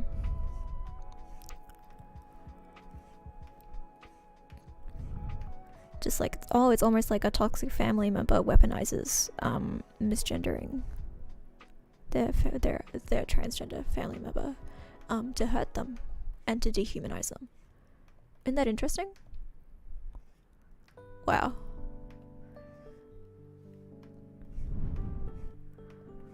But yeah, the debate on whether or not Kaluto is a boy or a girl is literally just, but boy can't wear dress. Boy wear dress? Not possible. Which is the stupidest debate known to man. And in the official encyclopedia, he is described as a kimono wearing boy. The word they use specifically is shonen, which is pretty unambiguously boy. And we have received no information to the contrary, apart from, I believe, a Kimura ant who doesn't know who Kaluto is, saying like, hey little girl, what are you doing over here? And Kaluto doesn't correct the ant. That's the only information we have to the contrary. And I would just like to say, as a gender non-specific person, when someone you're never gonna see again, i.e. someone you're about to murder, misgenders you, you don't care. You don't, like, maybe it'll be like, damn, whatever. It'll like hurt your ego a little bit, be like, fuck. But you don't care to explain it to them, because you don't feel like explaining it to them, because like, what's the point? You're never gonna see this person again. They don't care. You don't care. And yeah, Kaluto was literally about to kill that bitch. Like, what does he care that it thought he was a boy, a girl, I mean. And also, I think that's kind of part of it, is he uses like the confusion around his gender to like like hide his identity, because he's a fucking assassin. I don't know, that makes sense to me. And he's also really close with Kikyo, his mother, who is very Japanese coded, because you see in the past she's often wearing kimono. So it's kind of like implies that like maybe Kikyo's dressing Kaluto.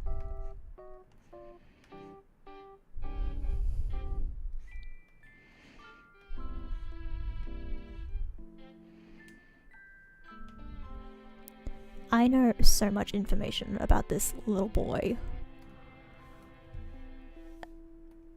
and I am almost certain that I am the #1 Kaluto fan in the entire world. I think that is a title that I would like to see someone try and take from me. It's like, you want to fucking take my crown of being the #1 Kaluto fan in the world? Alright. Tell me everything you know about Kaluto. Because I bet I know more, bitch. And yes, I have a tattoo of him. I have a tattoo of my little boy. He lives on my arm. I look at him every day and I say, "Good morning, my son. My beautiful boy."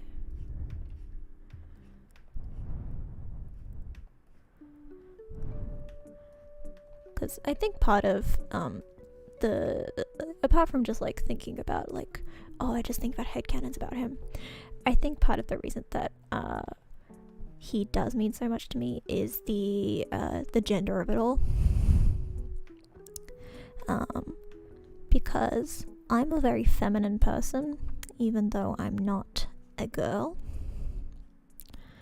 So I felt for a very long time like I had to like tone down my femininity in some way and like present as more androgynous than I liked, because I was like, I'm not a girl, I can't wear girl clothes.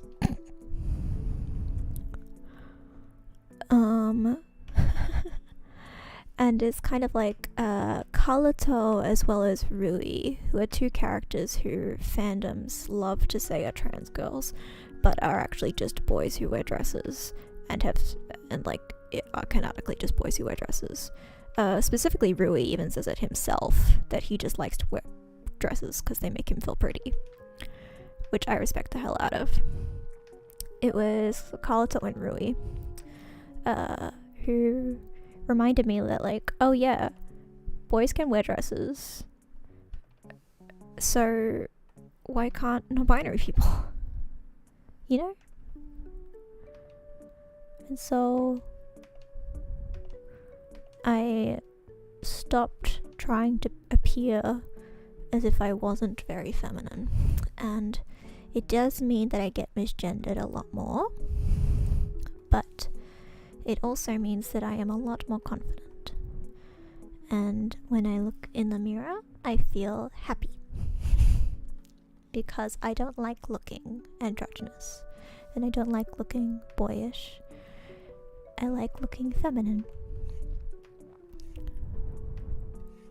because I think girls are pretty.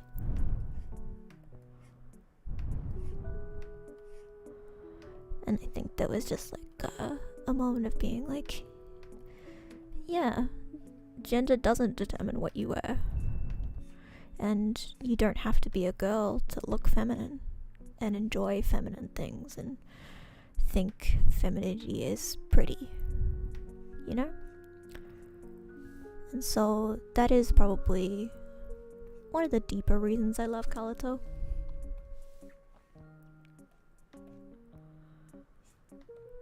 And why he's so important to me is because, you know, I like characters who are like gender. I hardly know her. And just like I do in my extensive headcanons and thought processes about this boy, I do headcanon him as kind of a bit like I am a boy, but I'm not gonna correct you if you say otherwise, because I don't care enough.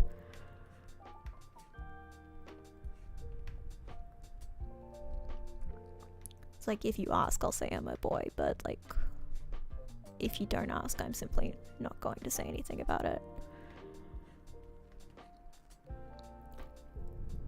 Which is what he does. You know, that's what we've seen him do in canon so far.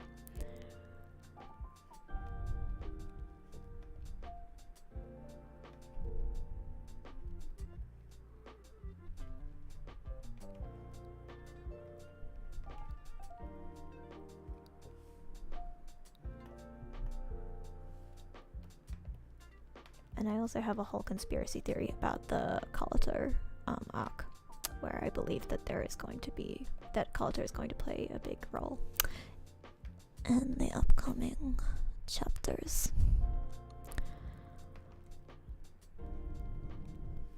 Especially because he appeared on the whale. You have no idea how much I screamed when I saw Karuto on that fucking whale. I was like, my boy! He's come home! My son! He's back, my son, my boy, my lovely, lovely boy. Oh, how I've missed you. It's exactly what I sounded like.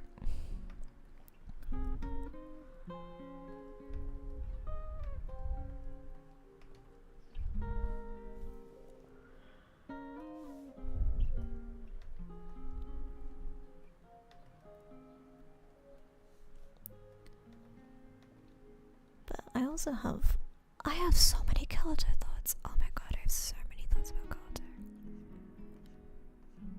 I have documents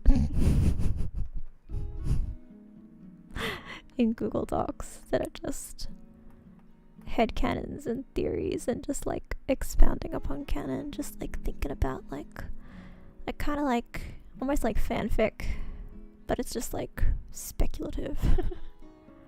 It's speculative fanfiction, where I just like write about everything that I think about Karuto, everything important to me, about my son, about my boy.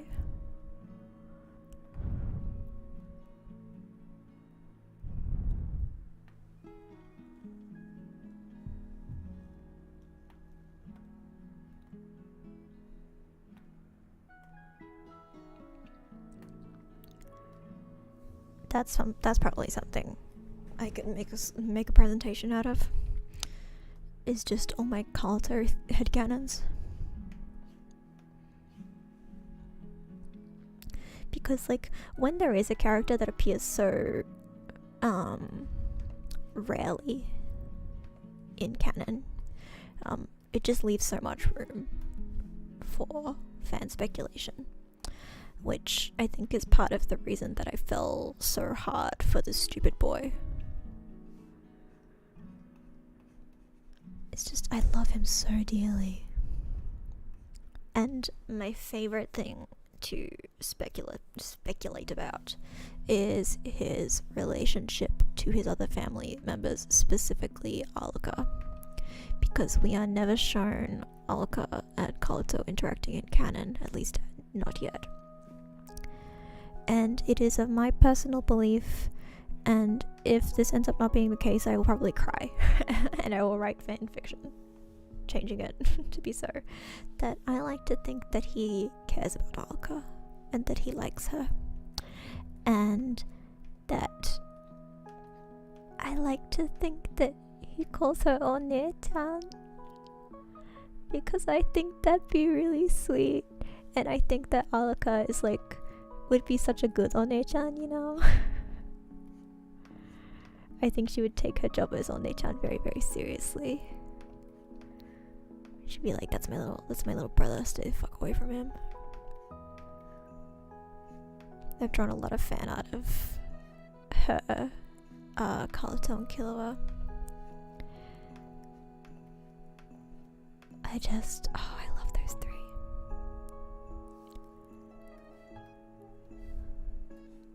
There will probably be a stream at some point that is just me drawing those three good Zoldycks spending time together, because that's like my favorite thing to draw, is the three of them just hanging out being siblings. I have a whole AU that's set like it, like, because it's set after the end of the anime and doesn't consider anything that happens in the manga after the end point of the anime canon, because it's not done yet, and so I don't wanna step on its toes, you know, just like it's a canon divergence, as one might say.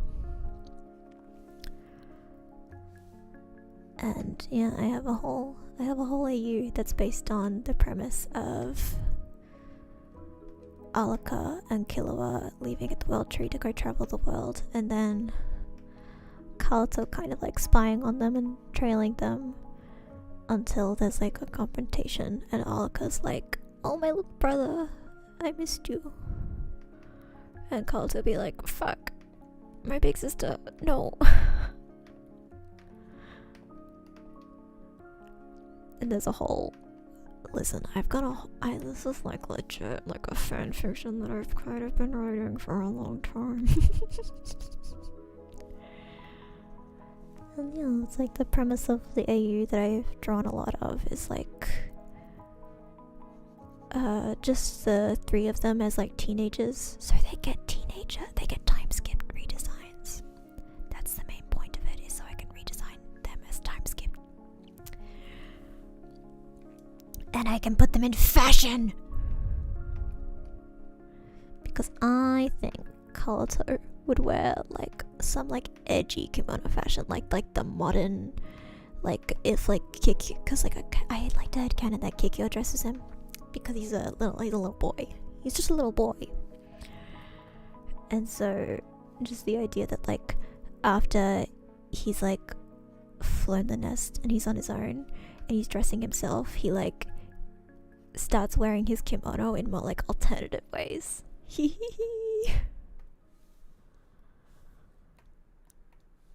Because oh my god, if you've never seen like modern alternative stylings of kimono, oh my god, there's some beautiful stuff.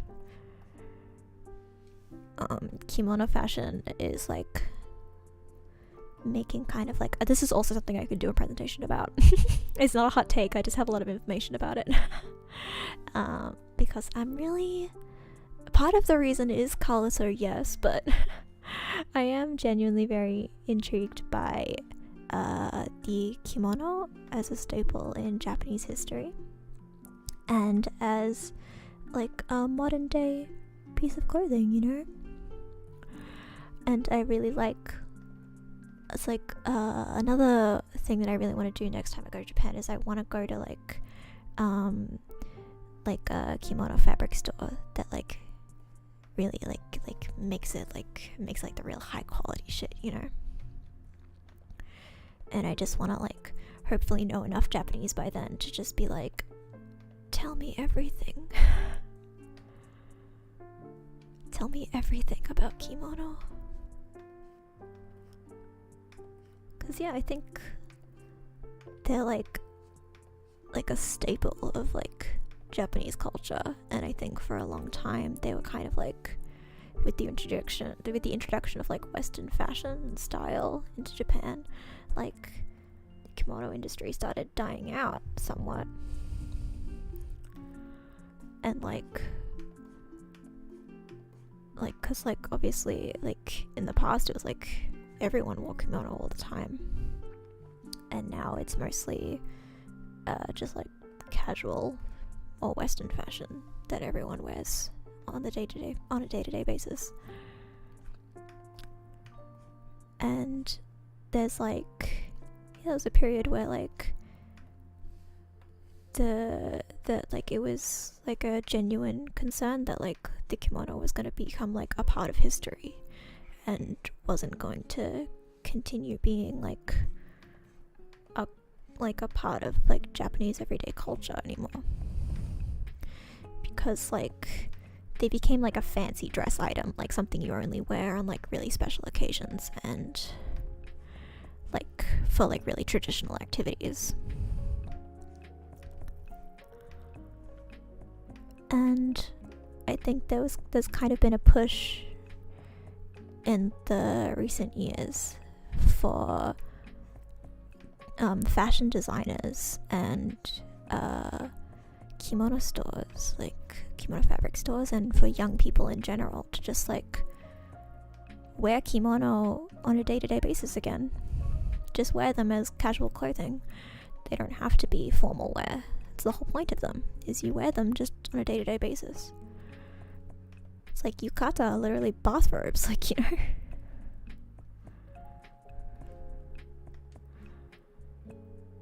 And I think the way young people have been like modernizing kimono and like wearing them in new like alternative ways is all so like it's like such a it's so nice to see like just like a group of people be like, hey, this is a part of our culture that we don't want to die. And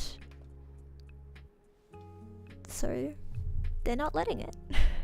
And instead of like keeping it super traditional and keeping it like as like this like almost like elitist thing where it's like, oh, you have to wear it a certain way and it has to look like this and it has to be made out of certain fabric or whatever. It doesn't necessarily, that doesn't really, but you know, examples like instead of keeping it super traditional, they're like modernizing it. It's like they're not treating the kimono as just like precious, like the kimono isn't like a precious like religious cultural like sacred thing. It's just like a piece of clothing, you know? It's just something you would wear every day. It's just your casual clothes. Everyone wore it from the upper class to the lower class. It's just what you wore. It's just the clothes. Kimono just means thing to wear, you know?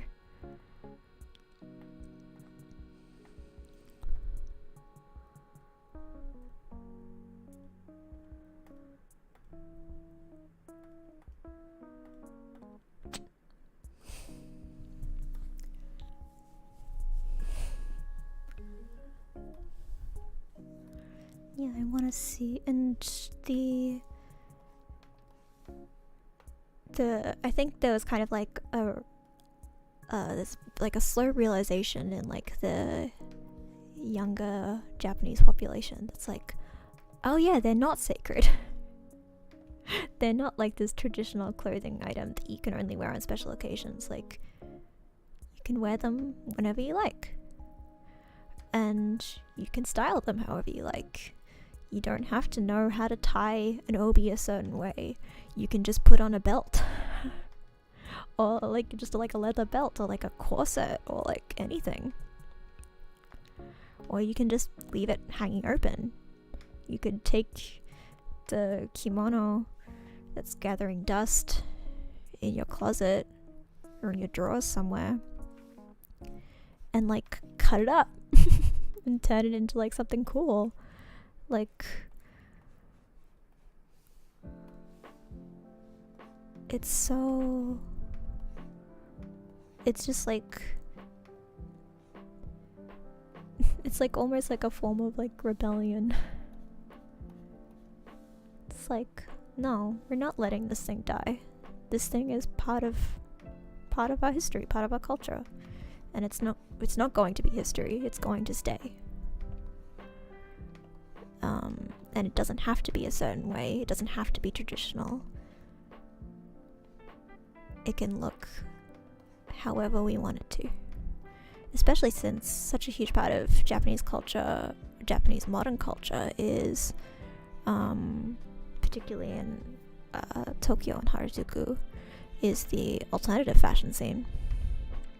Like, that's a huge part of like especially like Japan's international identity. It's like Japanese fashion has like, it's a whole thing. Like, you know. And so like combining like old Japanese culture with new Japanese culture, it's like Japanese fashion has always been important,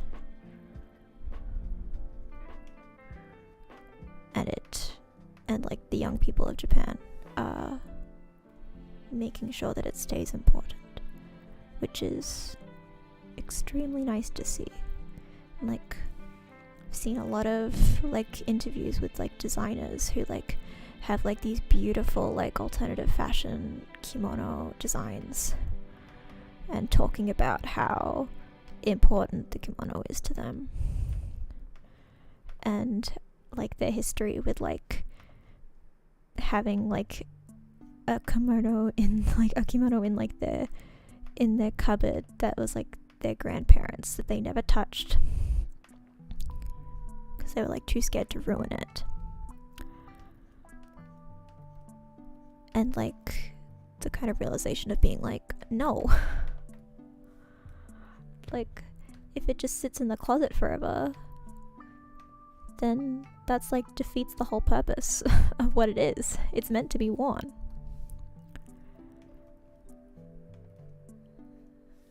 It's like, it's so incredible.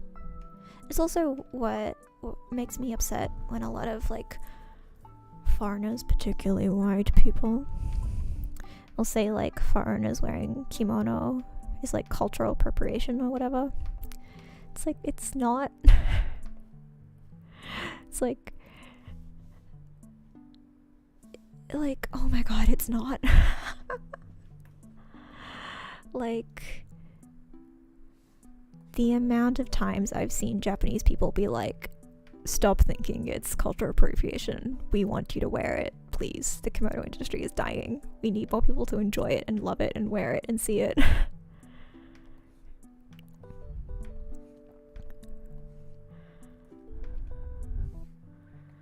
It's like, if you go to Japan, get a kimono.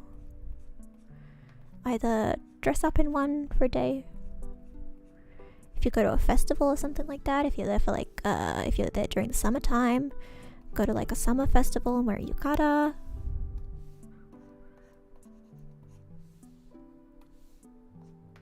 There's lots of like go to like tea ceremony classes, stuff like that. You can usually wear kimono for those. Or you can just dress up in like a kimono store and look fancy for a little bit. Feel fancy. There are lots of restaurants that, like, if you wear a kimono to them, you would suit the atmosphere, you know?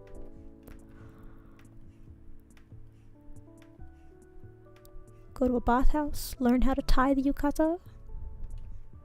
It seems intimidating at first, and you'll probably wear it wrong. But the amount of times I've seen Japanese people in videos and stuff be like, especially if like it's a video of like a foreigner wearing it, or like they're doing it the first time, if they get called out on it for like wearing it wrong, the response is always like, oh, did you have difficulty with it? That makes sense. Like, do you want me to help fix it? It's like, that's all there is to the response you get from like the general public, especially people who are like experienced with kimono. It is meant to be worn, so wear it. It is a thing to wear. Kimono.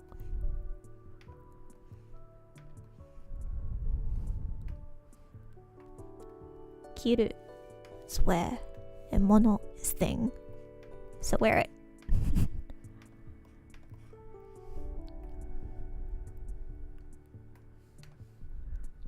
Oh, I really want to get a kimono.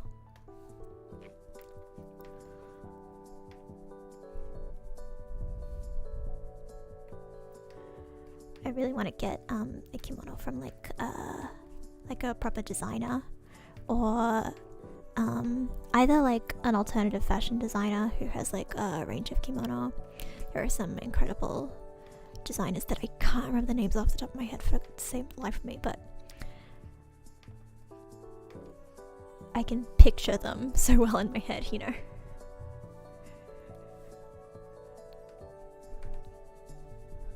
So I would either want to get something from one of them, or like a proper like traditional place that's like been around for like 100 years. Like with someone who's like been doing it for their whole family's version, and like I would love to just it's like I just want to sit down with someone who's like really knowledgeable and passionate about kimono and just listen to them tell me all about it. That's like I want that so bad. I want to hear an expert tell me everything about kimono.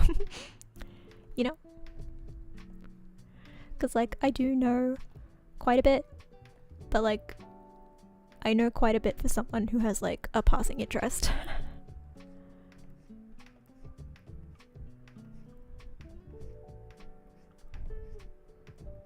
I would love to know more about it.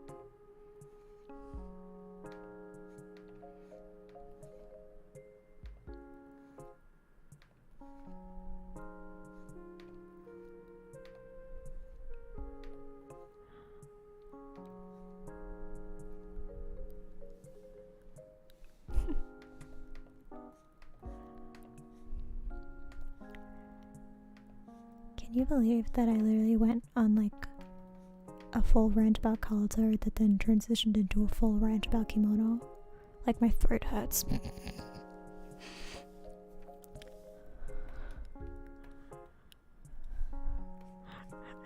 throat hurts now. No.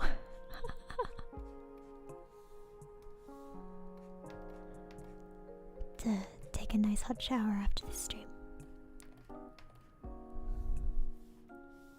Steam my throat.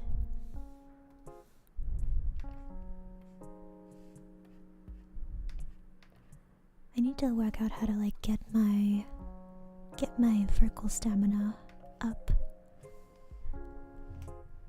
I might actually like turn up my volume a bit so I can talk softer. Oops.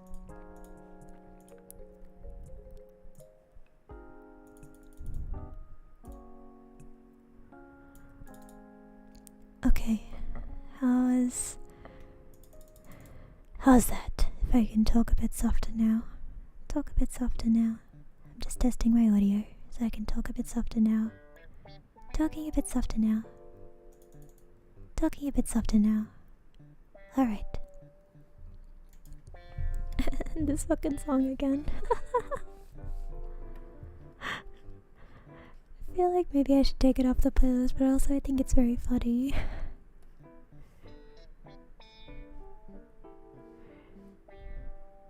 Every time it plays, it makes me laugh, so I suppose that's a good thing.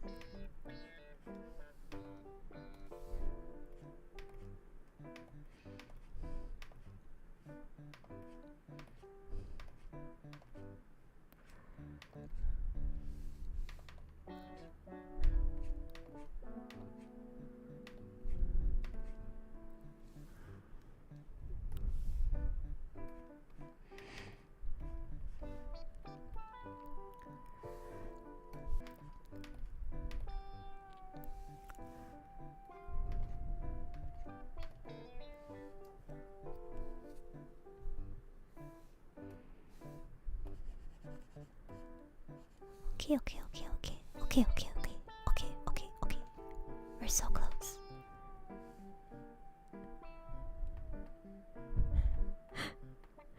We're so close to getting the hair done, and I'm just thinking about those fucking clips again.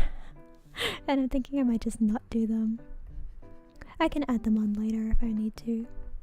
We'll just get this line done and then get some flat colors.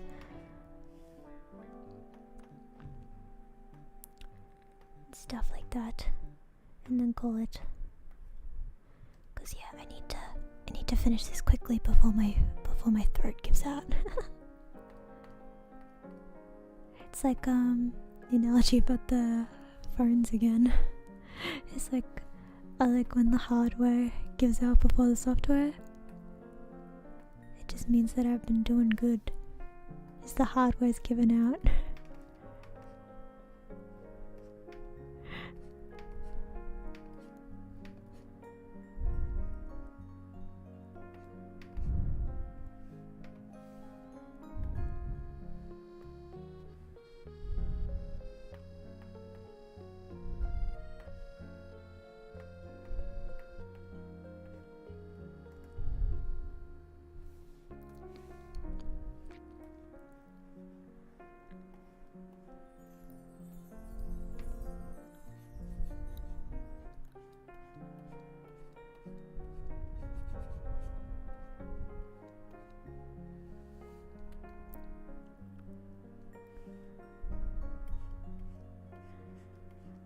Oh, so close, so close, so close.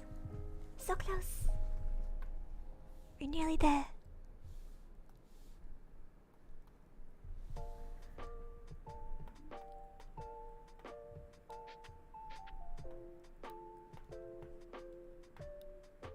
think this is the last one. Yeah, it's the last one. It's the last one. The last curl. Ikuya!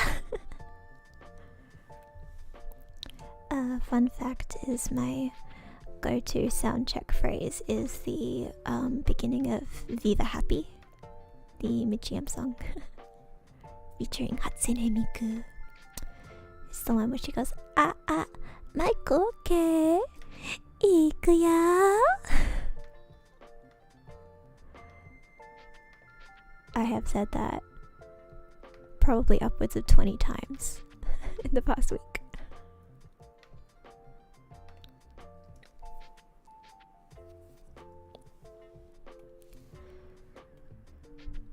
It's a very good mic test phrase because it like ramps you up into yelling too.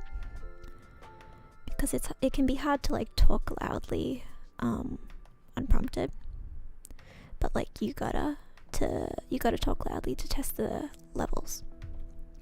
And so I like having the ikuya to like ramp me up into yelling.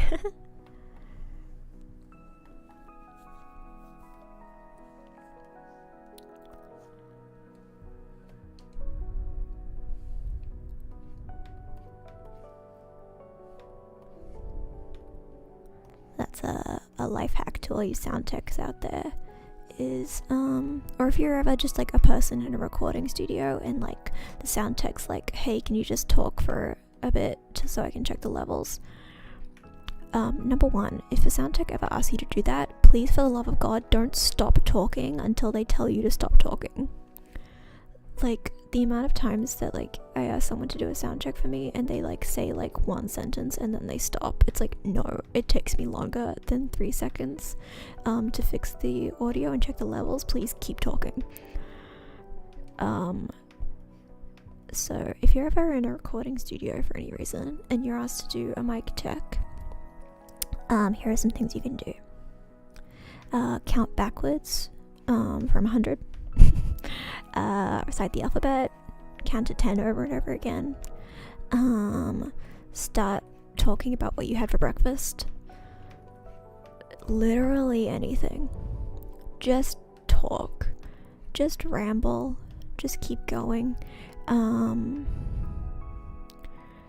Talk at like your normal volume. Unless they ask you to like say something loudly or yell. In which case you can do the Hatsune Miku Ikuya. That's very useful.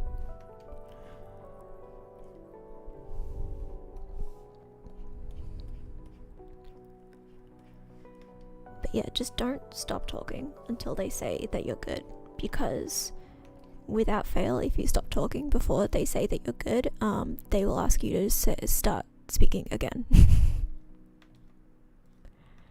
They'll just ask you to keep talking. And it's a little bit annoying to have to keep reminding you. It's like, hey, keep going, please. Keep talking. I promise that I haven't forgotten about you. I'm not just leaving you there to ramble. I'm not just leaving you to ramble and I've like forgotten about you. Like the reason that you're still talking is usually because there's an issue. And I need you to keep talking so I can fix it.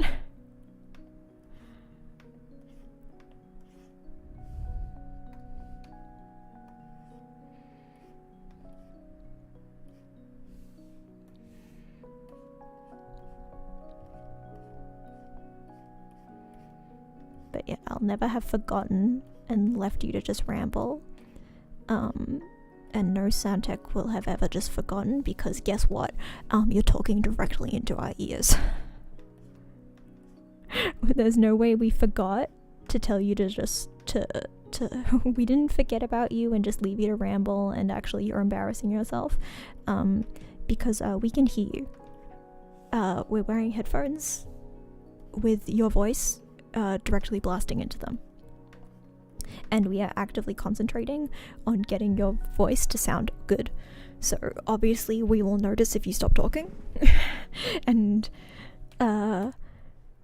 we will notice if you continue talking. The only thing we won't interrupt is if like you're like talking to someone else. If like part of like just getting you to talk is just talking to someone else, we won't like interrupt your conversation and be like, alright, stop talking now. We'll usually say like, alright, you're good, and then you can just stop talking whenever you like. Unless we're like on a schedule, in which case shut the fuck up, start recording. Because we only got an hour in here.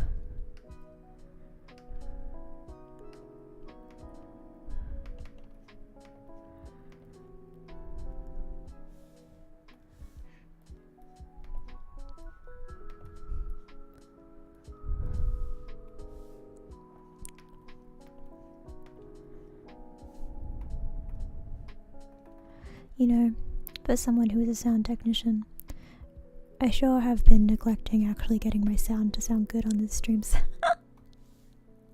I'm like trying, but like I'm trying like casually. I'm casually trying. I'll work it out as I go. I need to get some proper like compression on my voice. I think is the main thing I need to do, because I need to get it so that if I randomly change volumes by like moving away from the microphone or whispering or yelling, that it doesn't like throw off the entire thing. I need some dynamic compression, if you know what I mean. So I'm always the same volume no matter how much I'm actually talking. That's what I need. I don't have it yet, because that sounds hard to implement. It probably isn't, because I'm pretty sure like every streamer has it. And so there's probably plenty of resources to help you figure out how to do it. But I didn't feel like it. I didn't feel like looking it up. I felt like sleeping.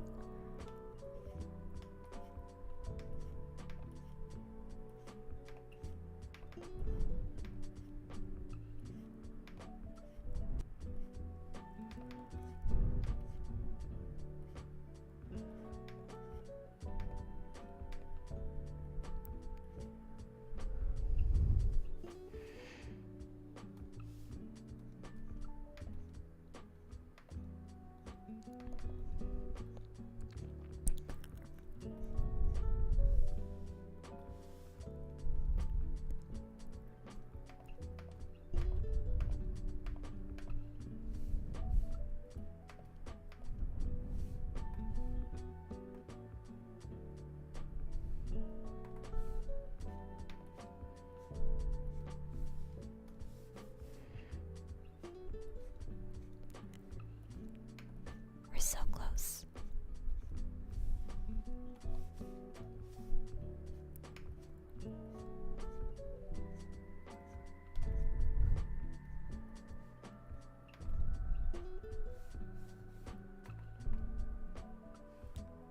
Is that it?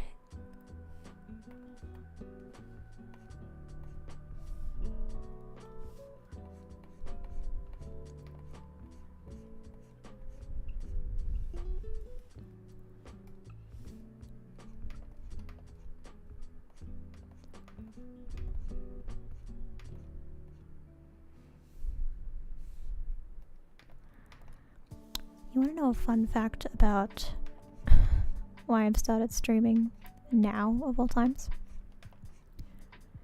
I just think it's kind of funny, like just out of context, because in context it makes a lot of sense, but out of context, the reason I started streaming now is because my therapist told me to. It's just like, go to therapy, be like, my life is out of control and I don't know what to do, and your therapist is like, you should be a VTuber. Have you tried being a VTuber? And it's like, God, you're right. Damn, therapist, you're so right. I should be a VTuber.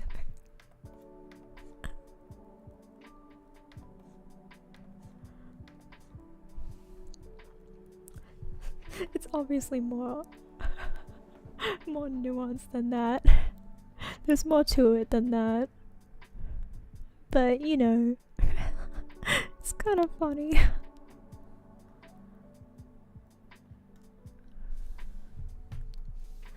I think the solution to all mental illness is VTubing.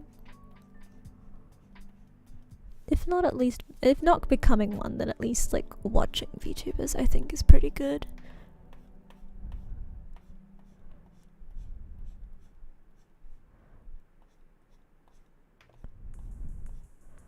obviously I've been talking. Oh, for my stream schedule is coming out tomorrow. And another teaser is I'm gonna be doing an art stream that isn't this drawing in particular, which will be a wonderful change of pace. Wow, an art stream that isn't this same drawing. Wow, incredible.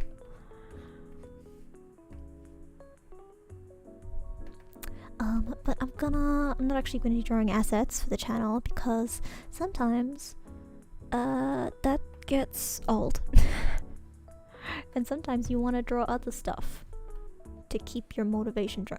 Also, that's all the fucking curls. I fucking did it. 2 hours 47 minutes. And we got some motherfucking curls. Oh shit. Wait. There's a hole. Wait. This always happens. You can never draw hair without, especially curls, you can never draw curls without leaving something behind. There's always one little segment that just ends up blank for no discernible reason.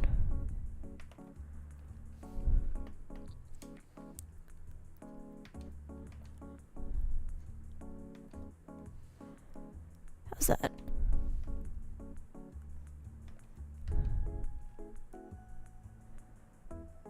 Yeah?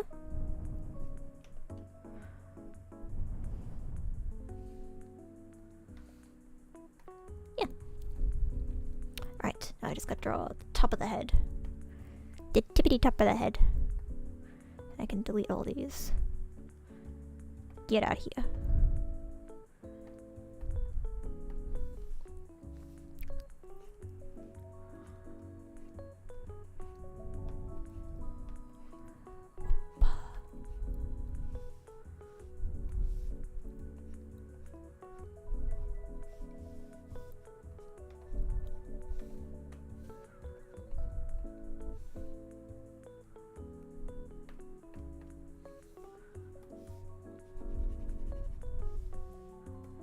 Wait. Let me just check.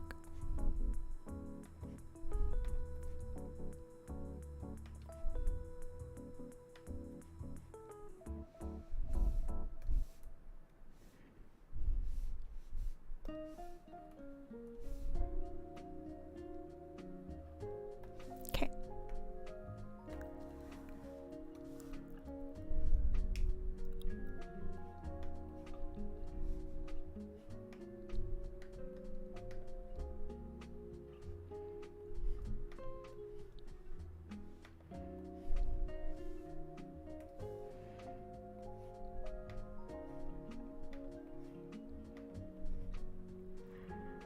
So close, so close, so close.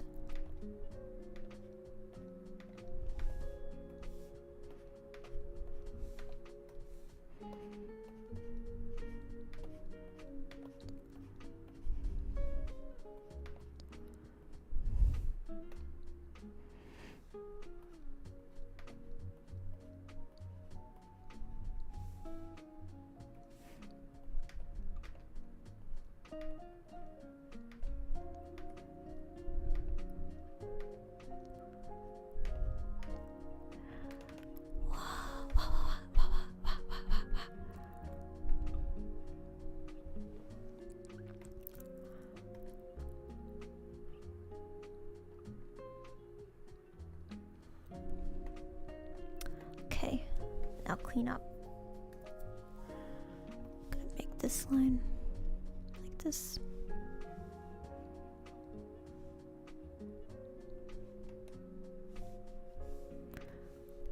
Smooth out this line a bit.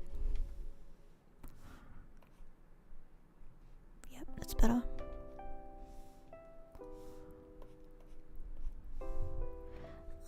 And I want stray hair on this side, I think.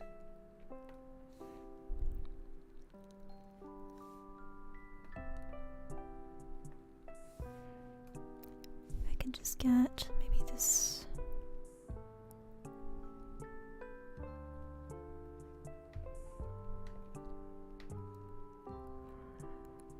A bit more, and then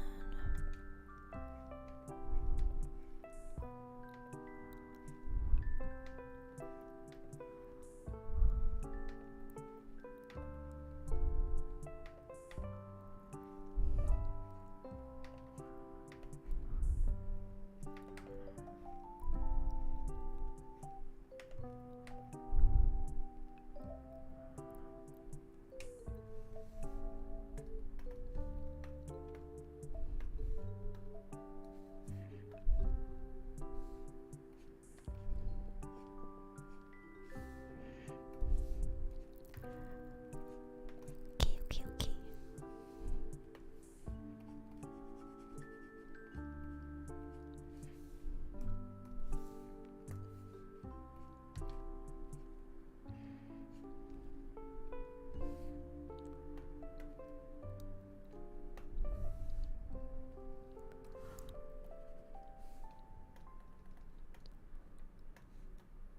There we go.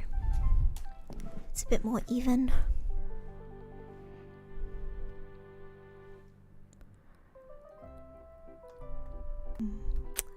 I do think I want that to be. No, it's fine. I gotta learn. Done is better than perfect. Done is better than perfect. Done is better than perfect. I never learn. I will never learn. No matter how many times someone says to me, done is better than perfect, I will never fucking do it. At least not without a lot of coaxing. Because I will forget, and I will get stuck on the same line for 500 years.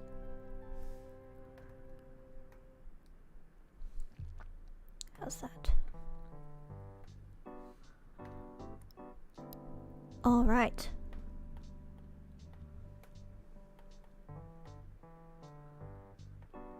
And the clips can go in the fucking garbage. No clips here.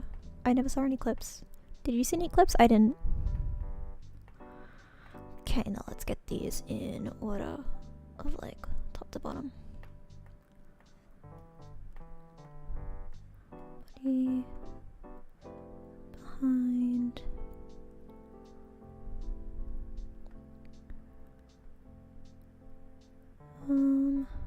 neck. Goes in front of the neck, I'd say. Fringe that goes in front. Everything. Head, behind the fringe by the body. Actually, that goes behind the neck. Mouth, above the head. Eyes, iris, eyebrows. Yep. Alright. And we stretch again.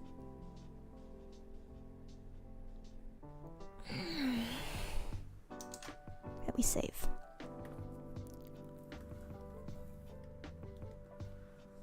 And duplicate that shit.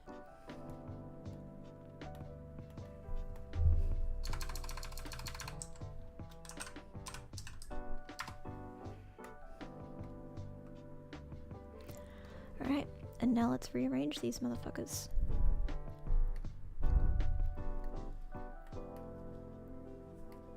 Okay.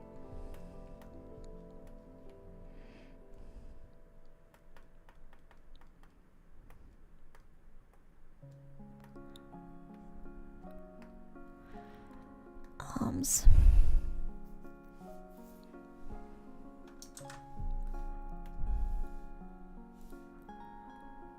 Get them like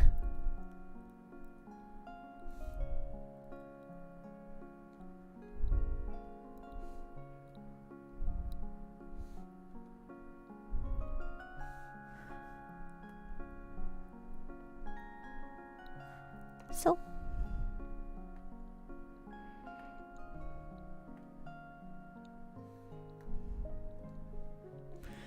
Hair. I'll actually do the head first.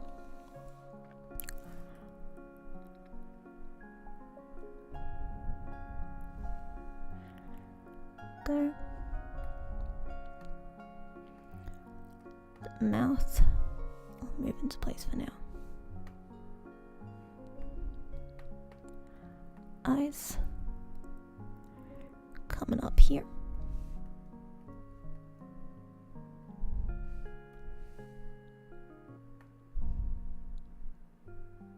Actually, you know what? Let's try moving both of these at the same time. Keep them in check.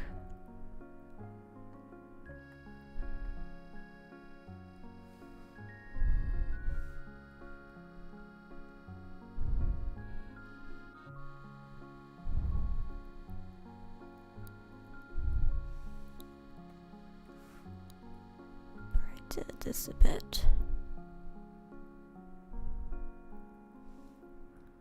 Second, redo that.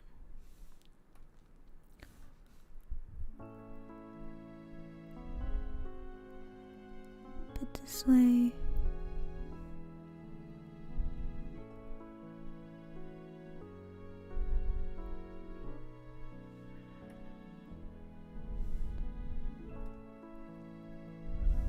Okay. Through the mouth for now.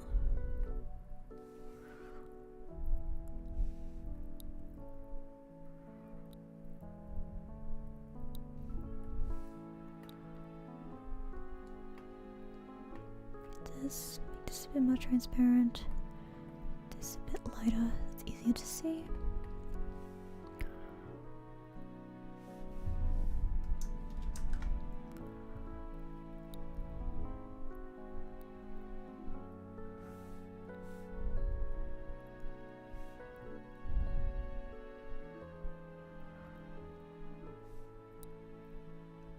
Fluff it out.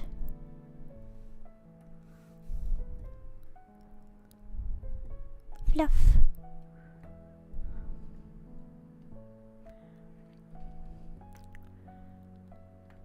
Okay. Head.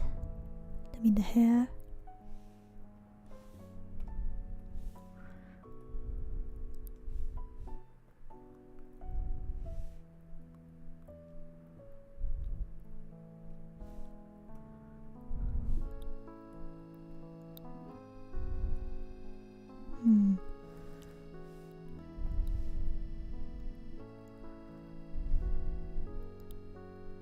Yeah, the fringe is not the fringe, the part is gonna be misaligned. I'll have to replace that separately.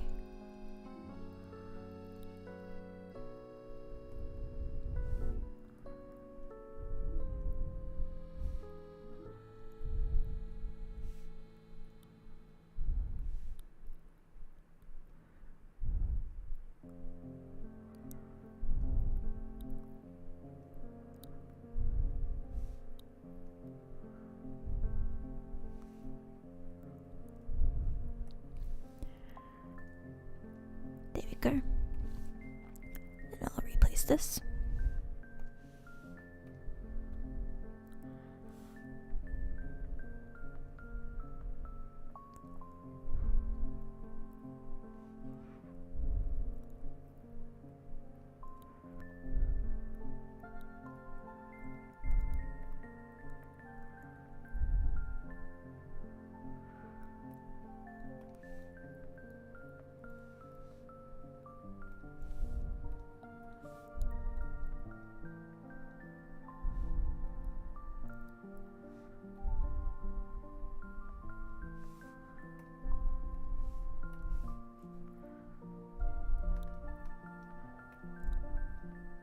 Yep, have to fill in this.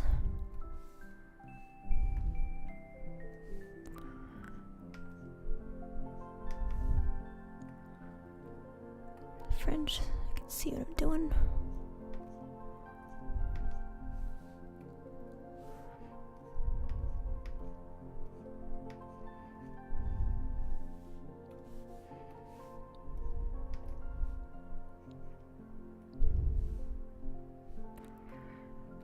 Any other gaps? No, it doesn't look like it.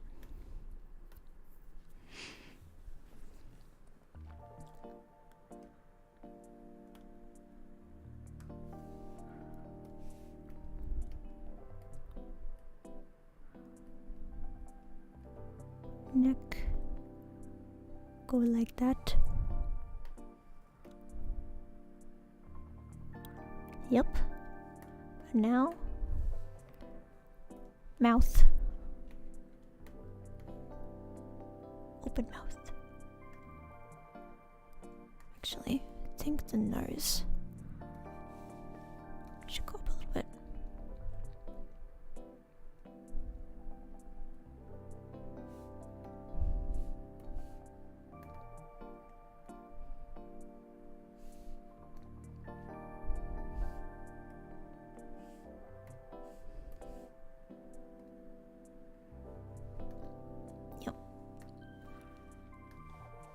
Okay. Mouth.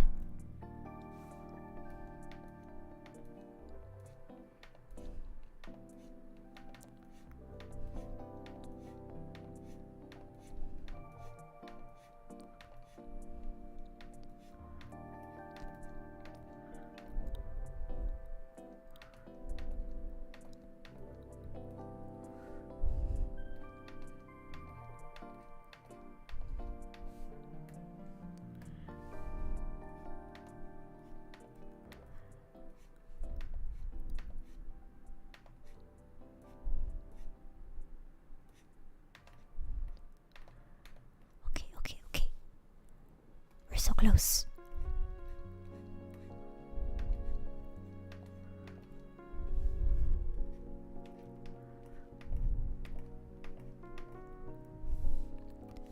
And you might say, hey Noah, don't you have all of the coloring to do after this? You fucking watch how fast I can color this bitch.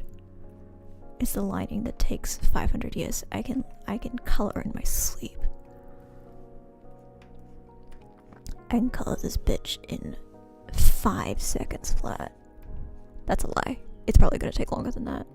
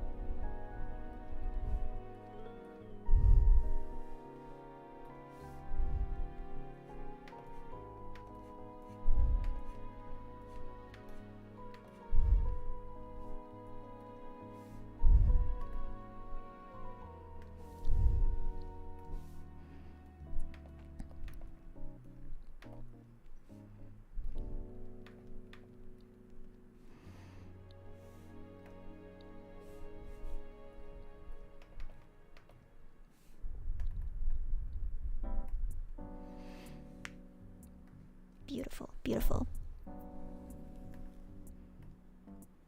Stunning. Oh, then the irises. I forgot. Irises move up a little bit.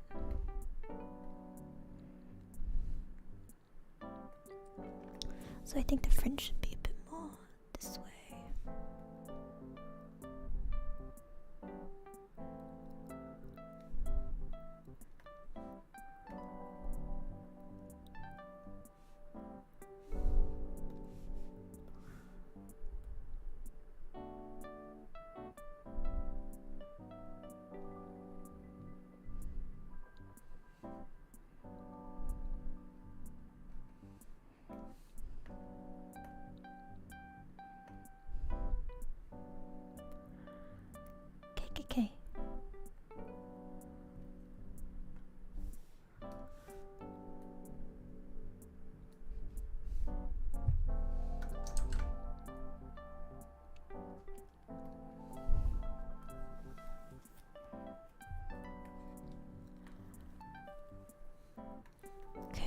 Check this shit out.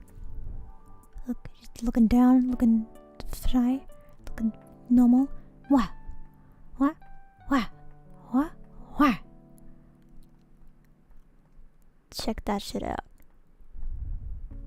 You never seen anything better in your life.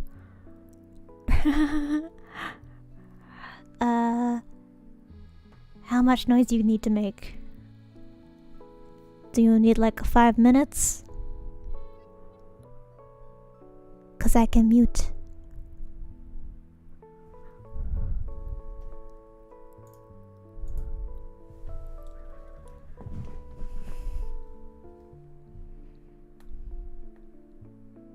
Okay, I'll mute. Muting. I'll write a note on the screen.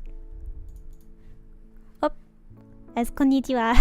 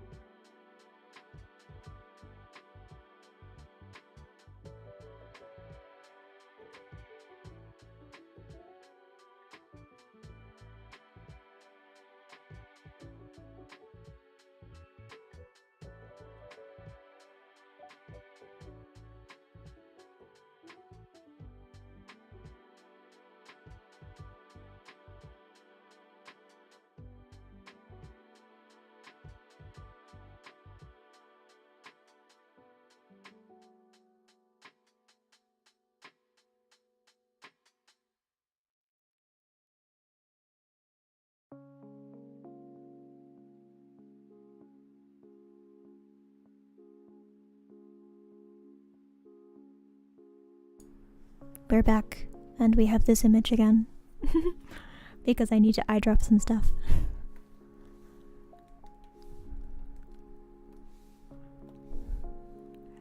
Because I don't feel like picking colors. So we're just doing this.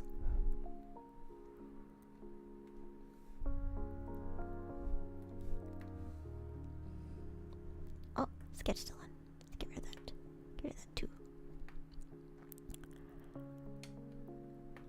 Arms.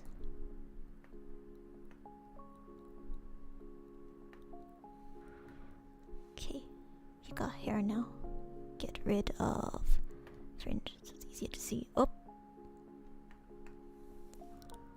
looking a little weird, but that's fine.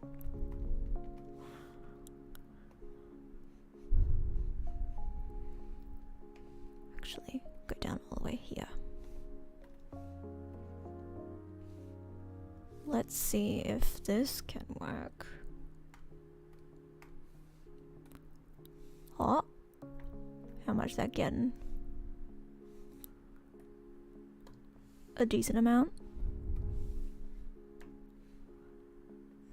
Actually, it's a bit too light.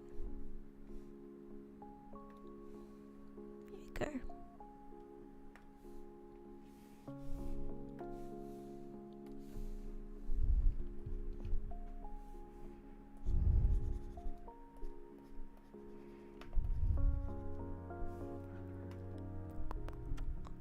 Can I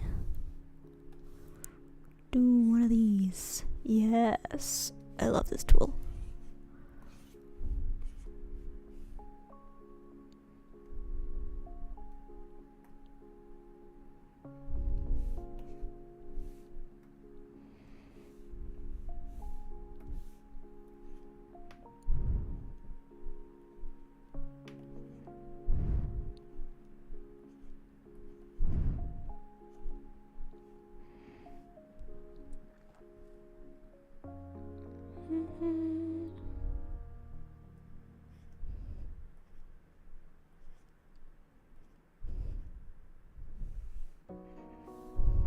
Oh, I can get rid of the muted. Yep, we're back.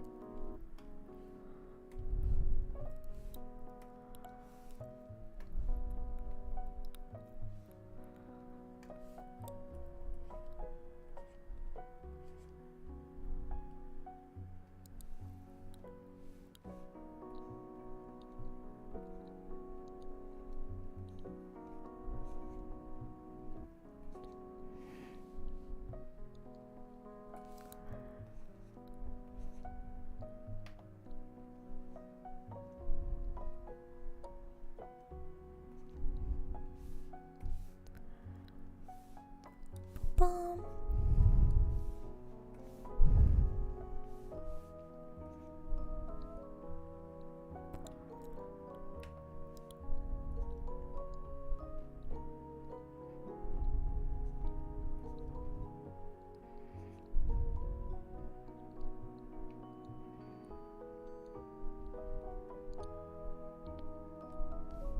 Yes.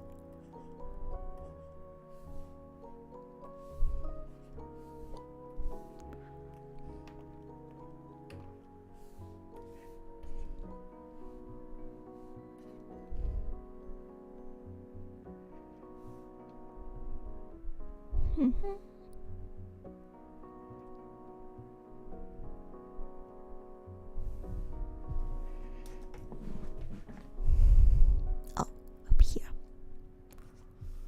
Is that?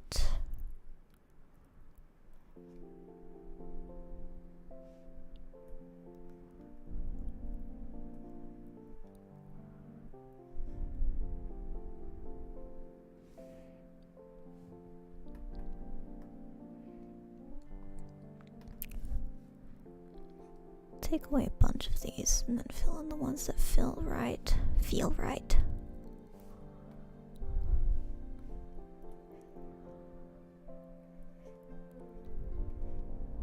Because the thing about curls is you can't really tell what's a line for a curl and what's just a line. So you can kind of just make whatever spaces you want into curls.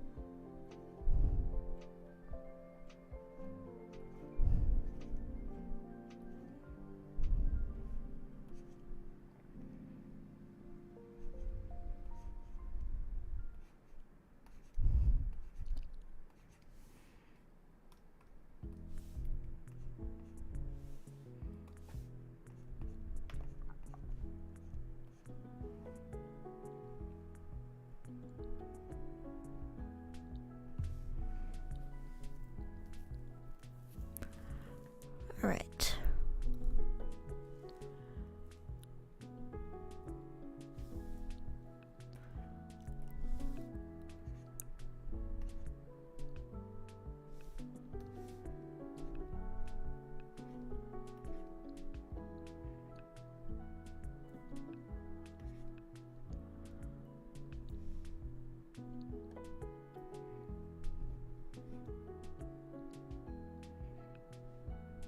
Doing that.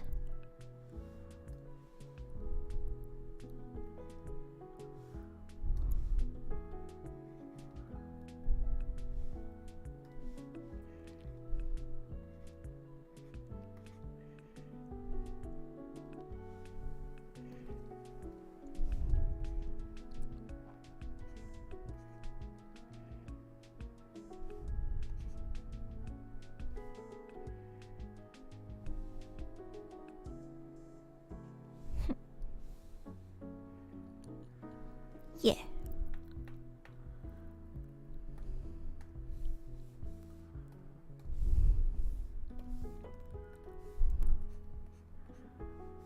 More neck.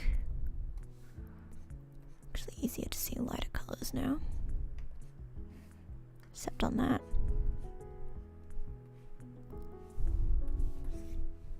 Whoops. Get rid of that. Here we go.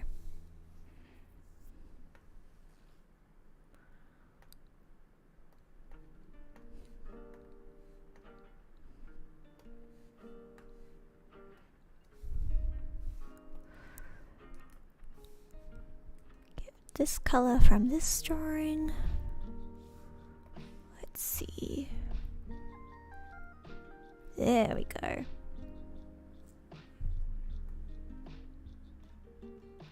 Just checking for holes. Yup, pretty good. And then get a pink on the bow for now. Oh wait, actually, I know what color the bow should be. Maybe this color. Take out all these bits.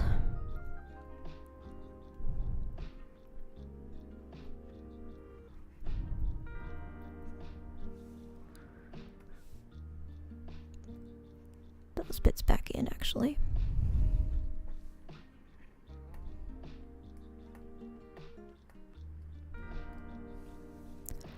And then, whoop.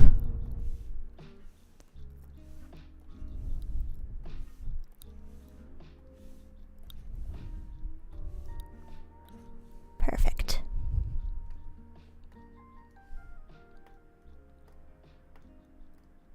Now the head.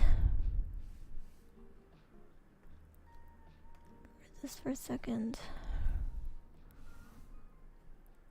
Actually, get rid of that too so I can see exactly where it is.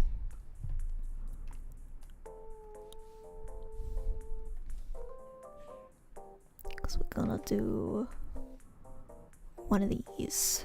Gonna make a real weird head. Whoops. There we go.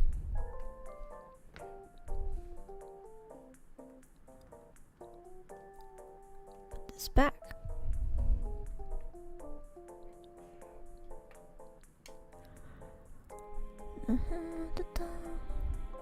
No color for the mouth yet.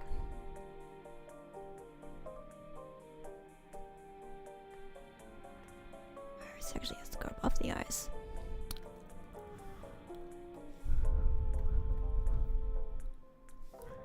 Alright. Hang on, I need to move my mic down a little bit.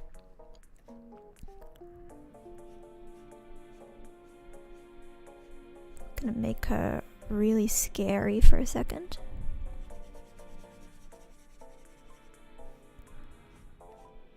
No one panic. This is part of the process. I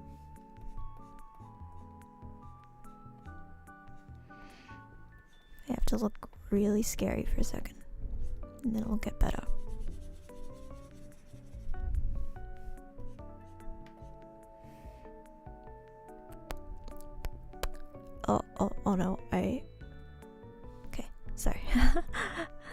moved stuff around recently and I forgot where my blend tool was.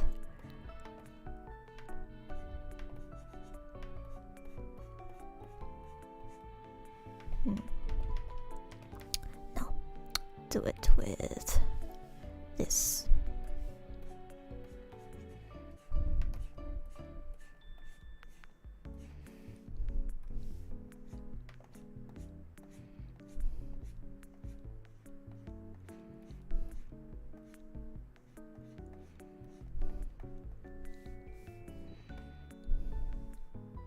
Just like, you know what? Take me back.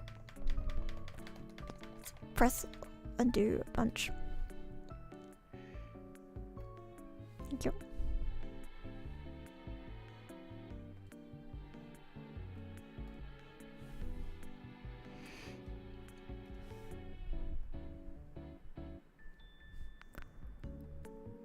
And then we have it escaping this way. Don't worry, I know what I'm doing. I'm a professional.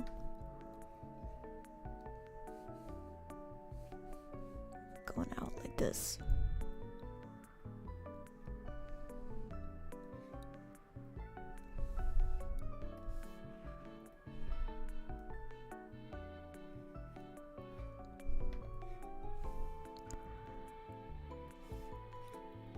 There we go. And now we make it look scary again.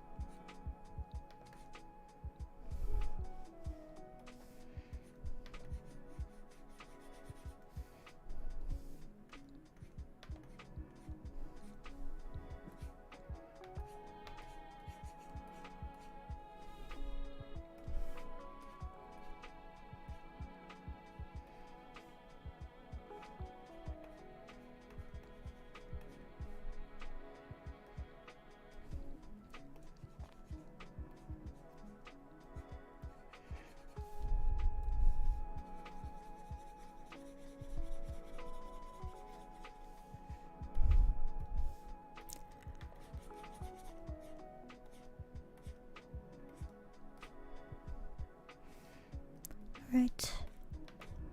Bit more.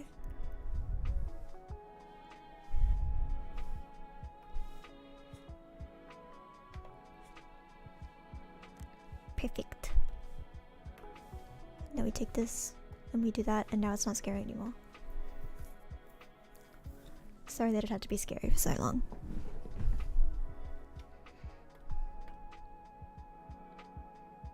Just checking what the... yeah, those are closed. Oh, they're not entirely closed. Okay.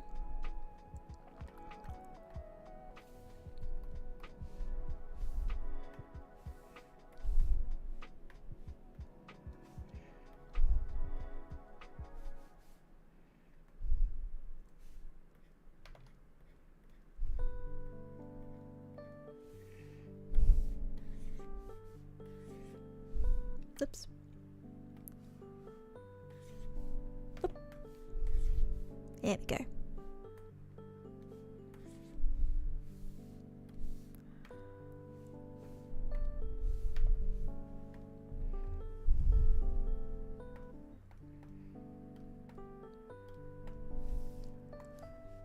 Now, eyebrows. And fringe. Let's get rid of the hair so I can see better. Eyebrows too.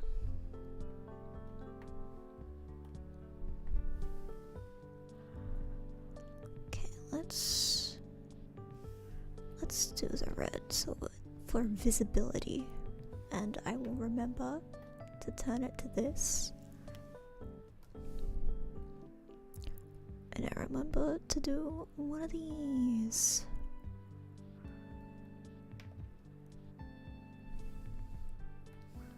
Let's see what this does.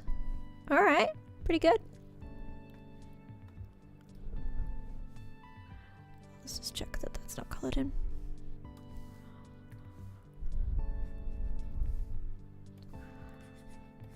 scribble over this now.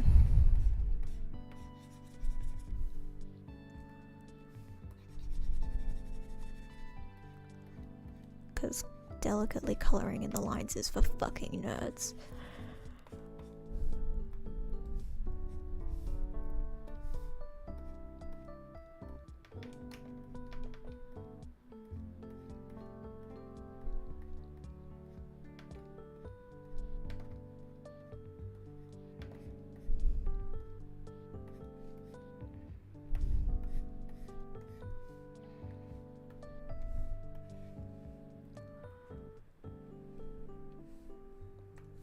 Oh, I need to get rid of this line.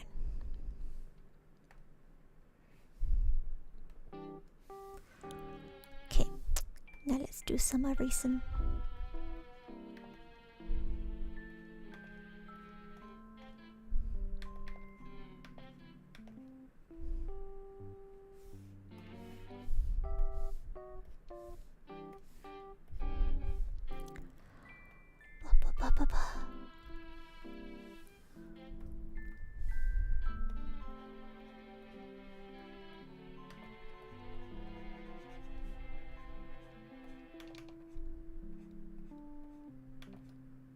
Oh, the earrings actually perking out a little bit. Means I actually have to color those.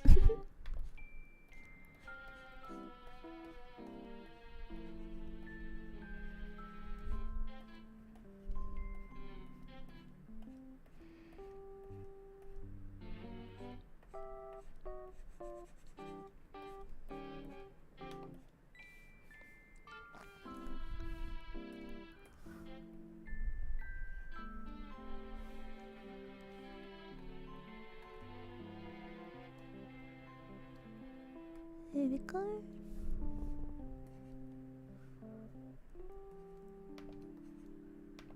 Get rid of this. Get rid of this. Get this. Get rid of this. No. Get rid of this. Get this. Get this. I love this tool.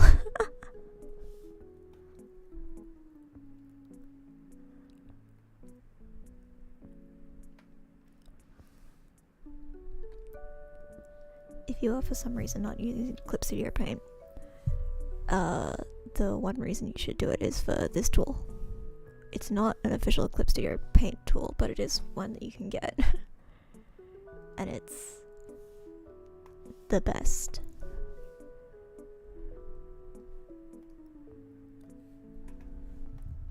It's the best one you can get.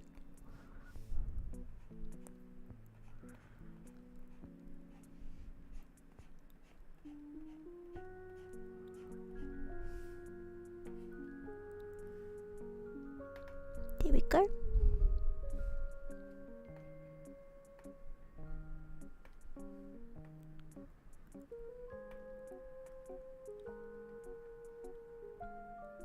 Okay, let's fix this up. So head, you get back here.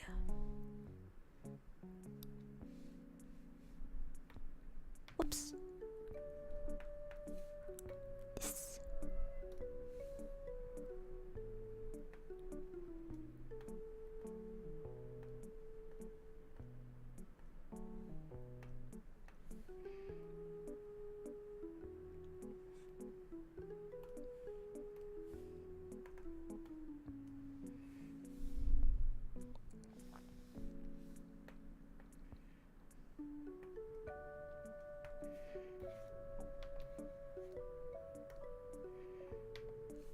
Oh my god, I keep doing that. This one, please.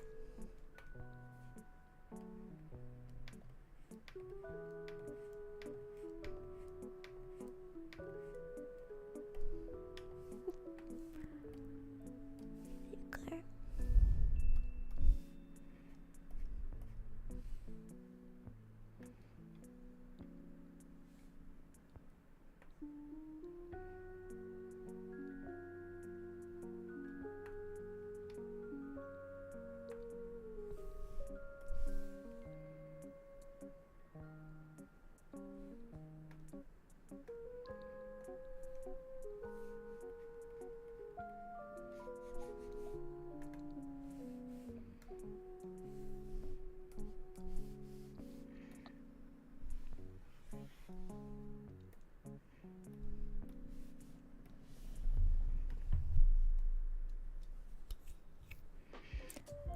alright.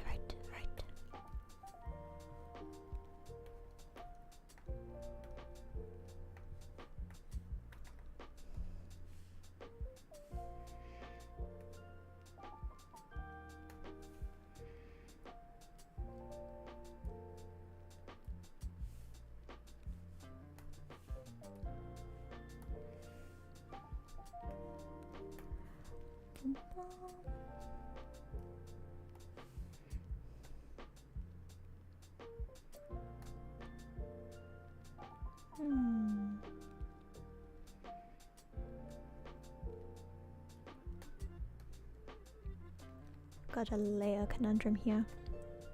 I think what's probably best to do, probably erase this here.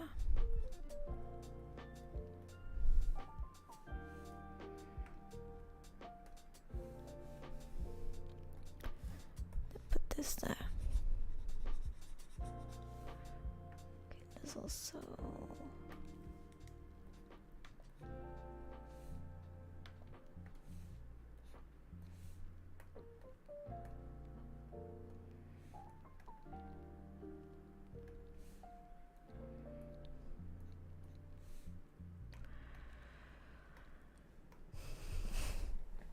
okie dokie.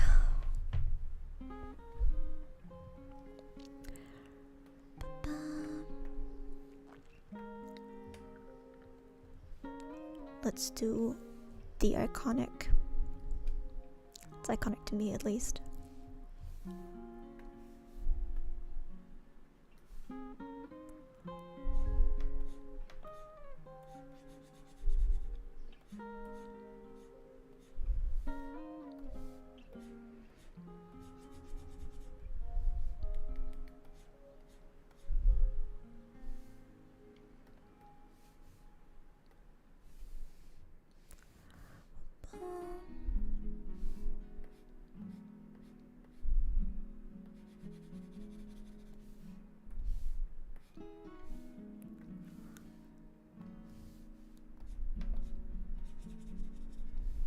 This is how you draw my eyes, by the way.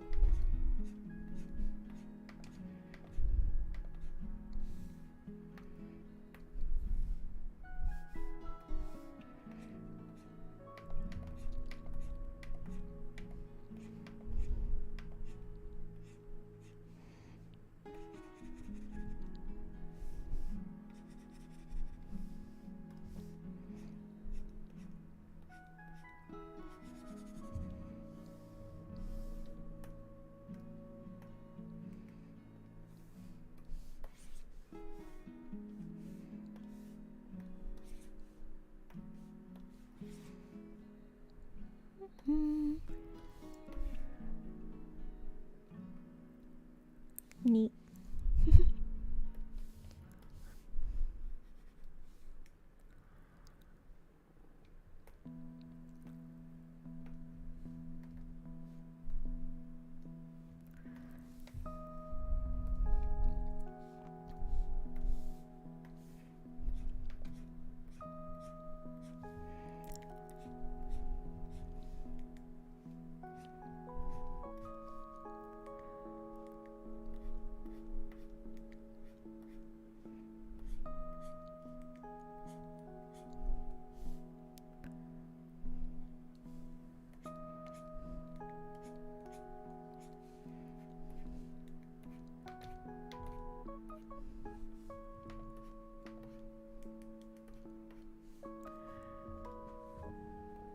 I'm just a pinwheel of rainbow eyes.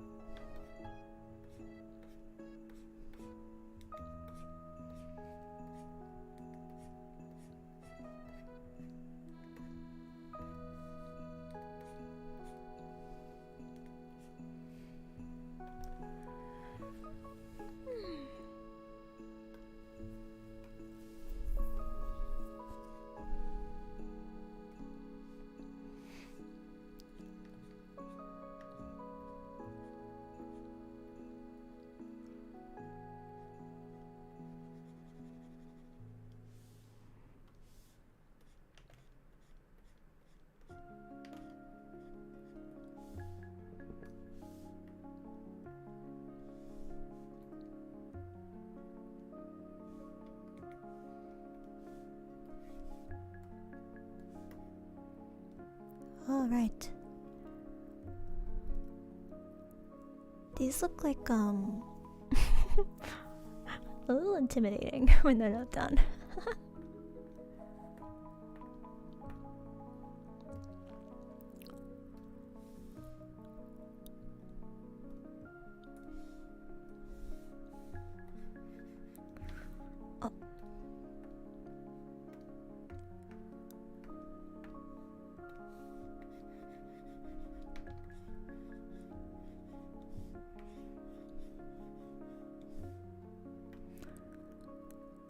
Oh.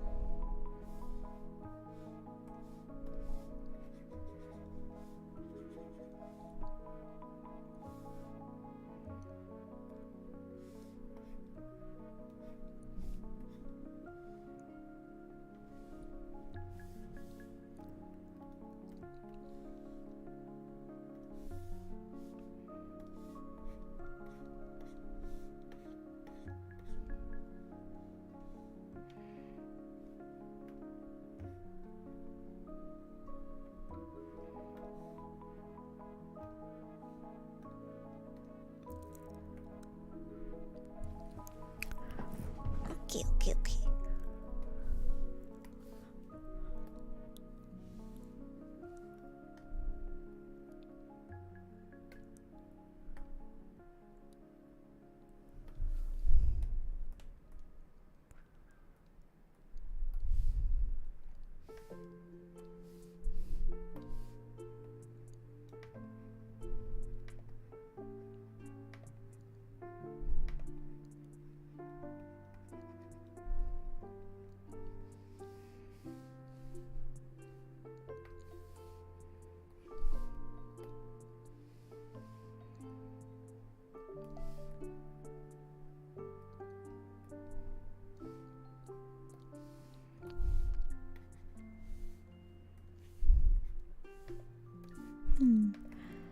Deciding on what eye shines to do is always very difficult for me.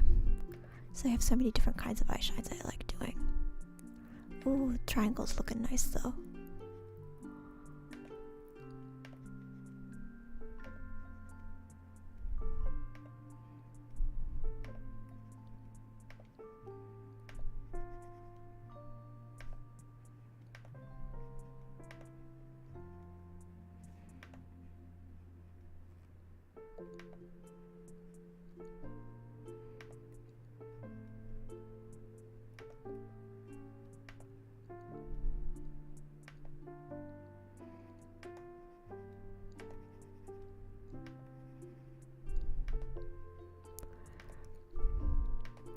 Lately I've been doing a lot of eye shines like this. Like just the semicircle. But I gotta make sure it doesn't cover like all of the rainbow, you know.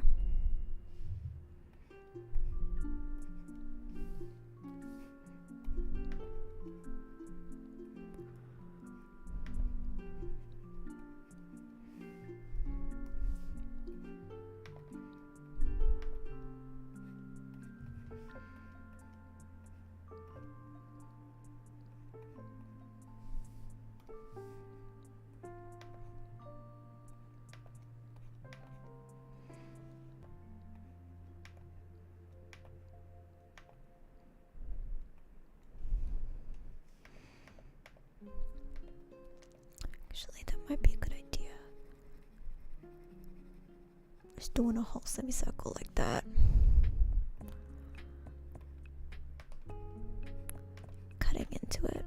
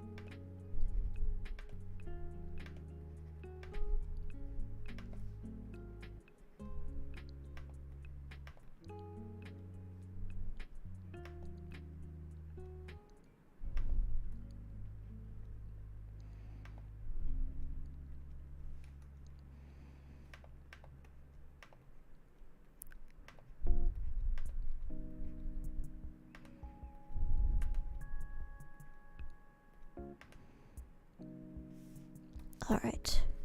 I think that's pretty cute.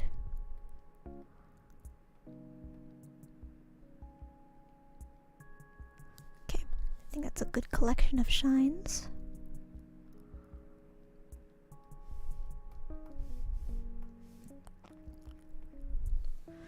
I do think that I want to make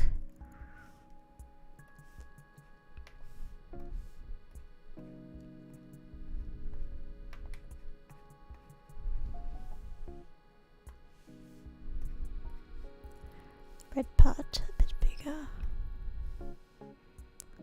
Move it down a bit.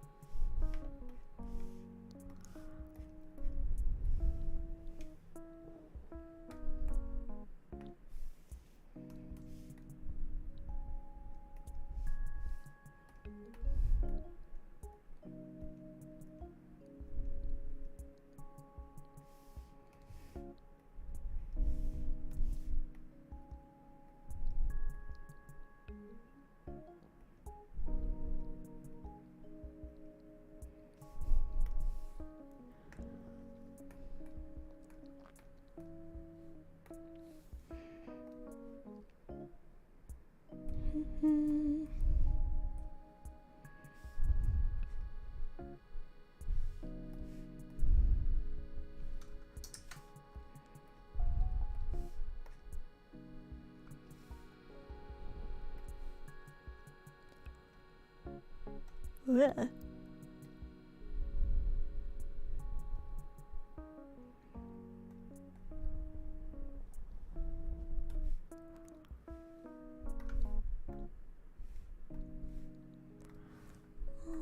Bomb.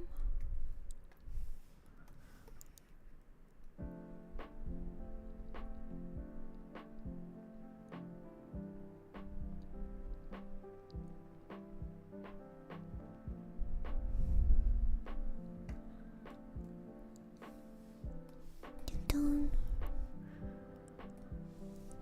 Fix these up.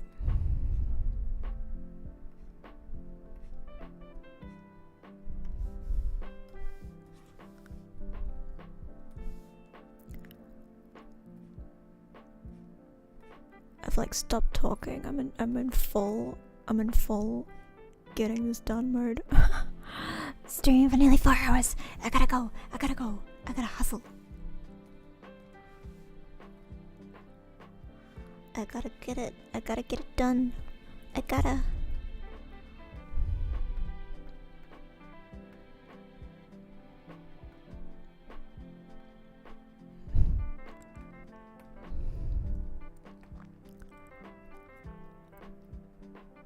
Oh, I remember. I haven't been labeling any of these.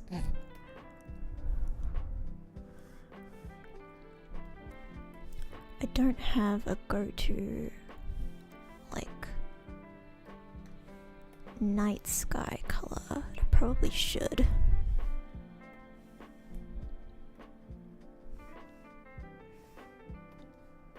Grab one of the colors from in here.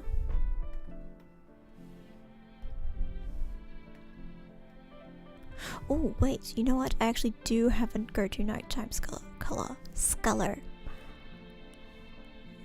Where is it? It's there.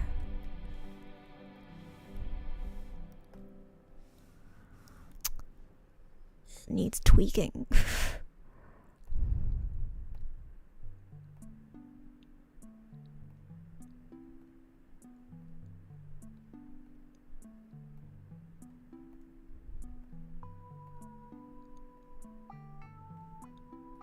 Okay.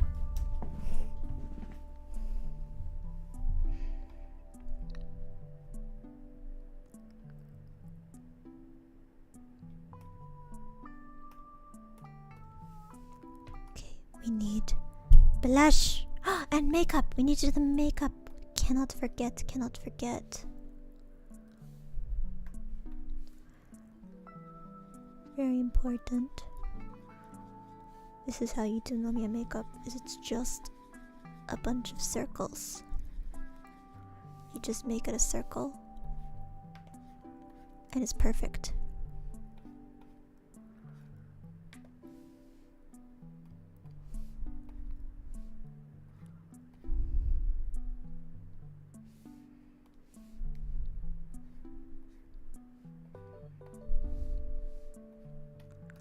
If it seems like it's too much blue eyeshadow, it is not enough.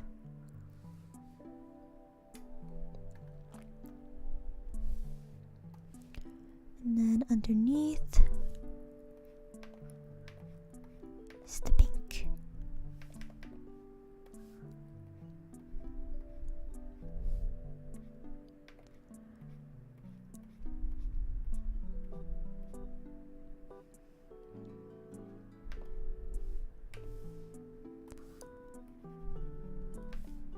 I realized that the blue didn't go far enough under the eye.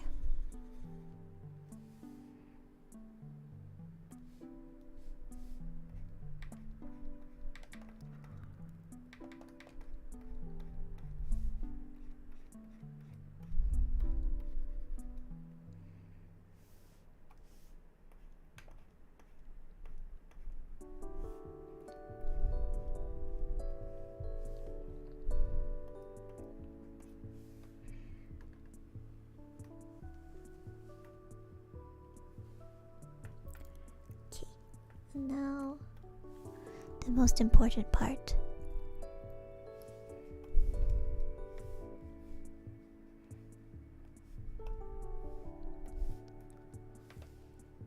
It's blush.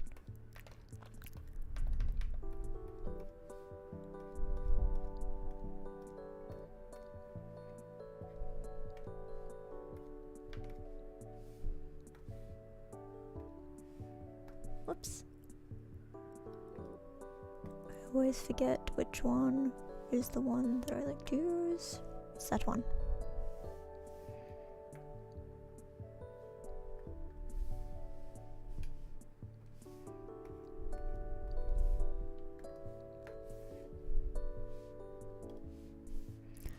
Get that off your ear.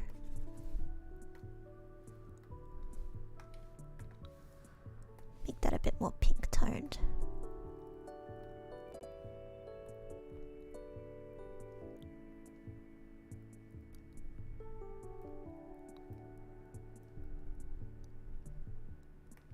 Cute.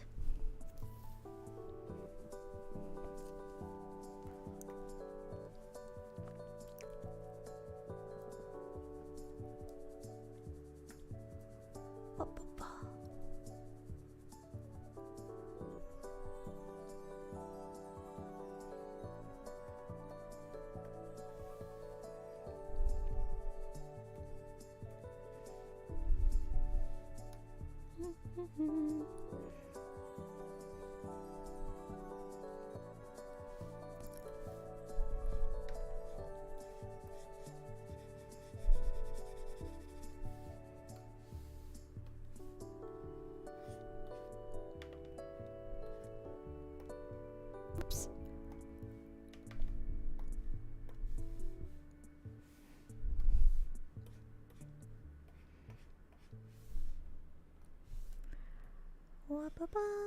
We're doing some shading, and then we do a multiply layer, and then we fix it.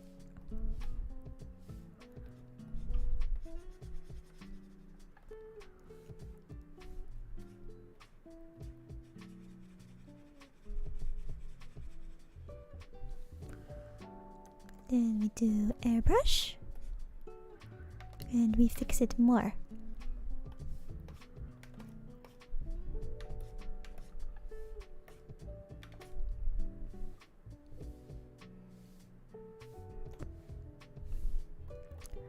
Give me that color.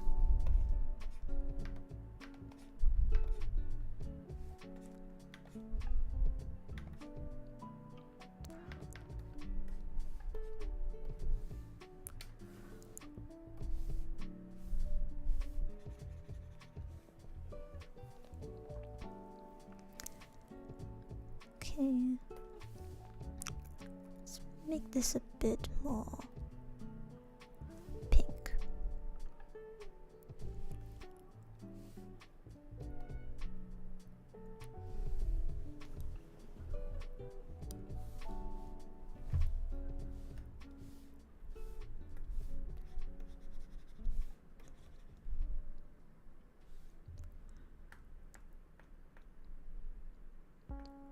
This one. Oh, that's what that is.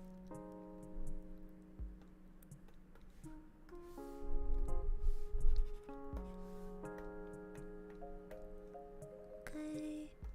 Take this.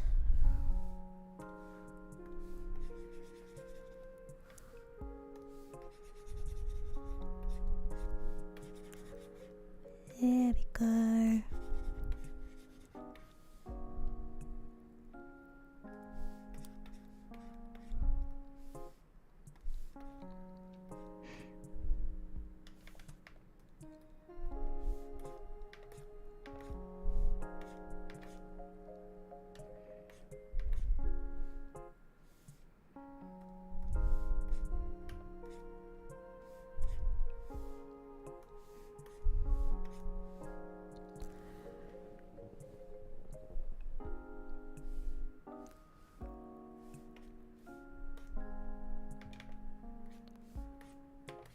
Right.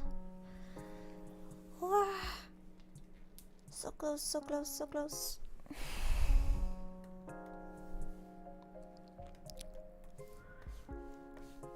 Just gonna do one of these.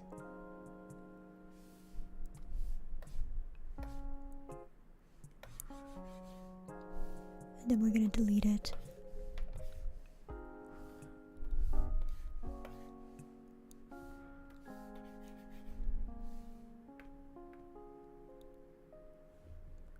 Yeah, that's bad actually. What this? It neck. This one gonna be mostly. Yep. And we got this song again. What an icon. Always shows up at the best times.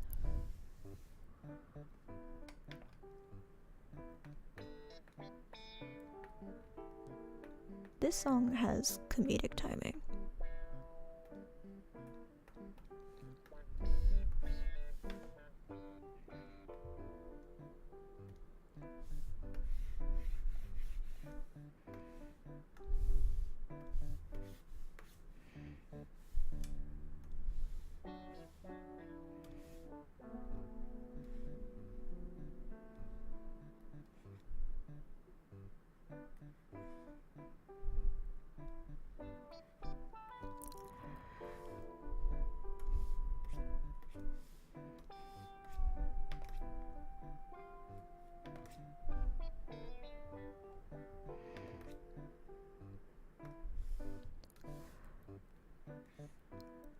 This can probably be refined at a later date, but I want to get it to a usable state.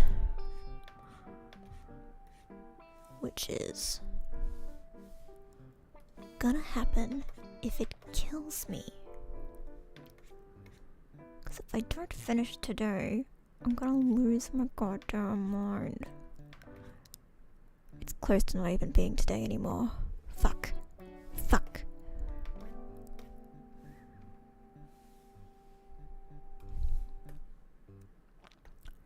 I gotta rush. I gotta be so fast. I gotta be so goddamn fast. I gotta enter pure done is better than perfect mode. Whoomph.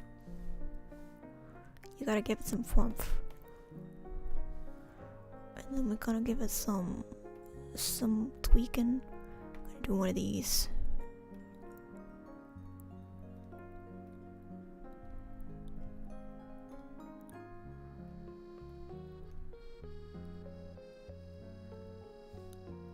That's good.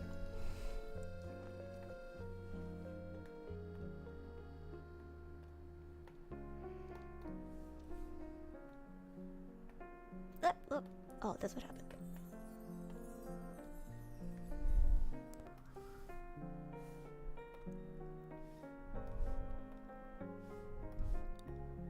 this bitch, get this bitch, get this bitch.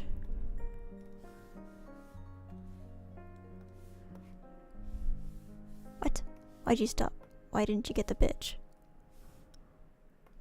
Why'd you want this? Warmth.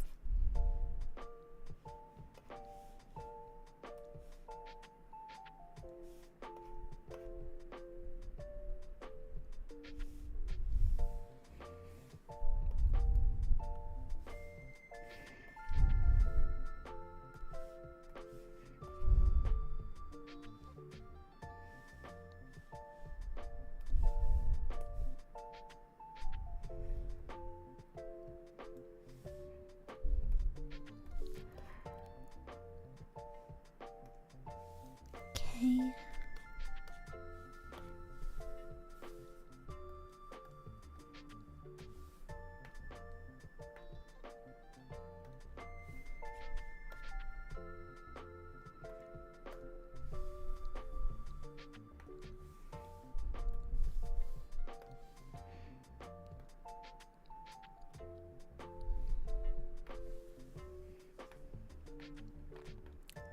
This one.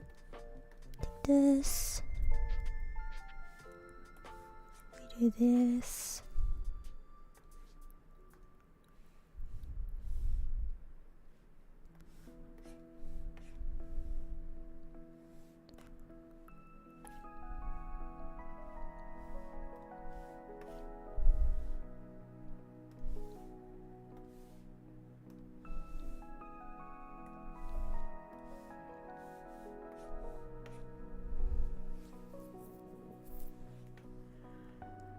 Okay.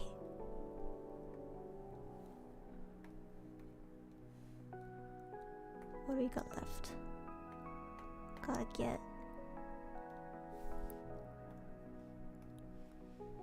Gotta get some shading on the head.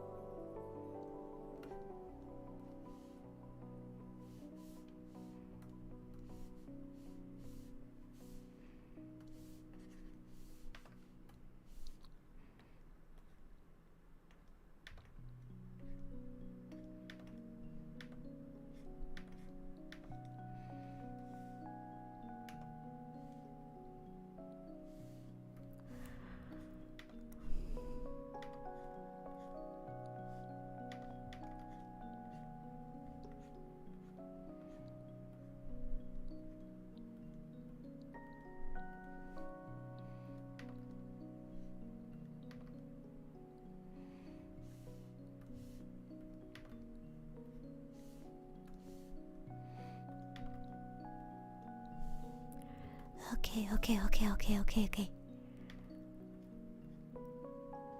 There is no commentary anymore. There is only drawing.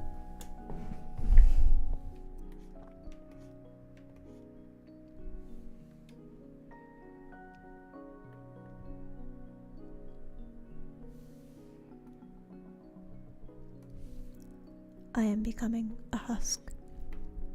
As I draw, I become a machine Made only for drawing.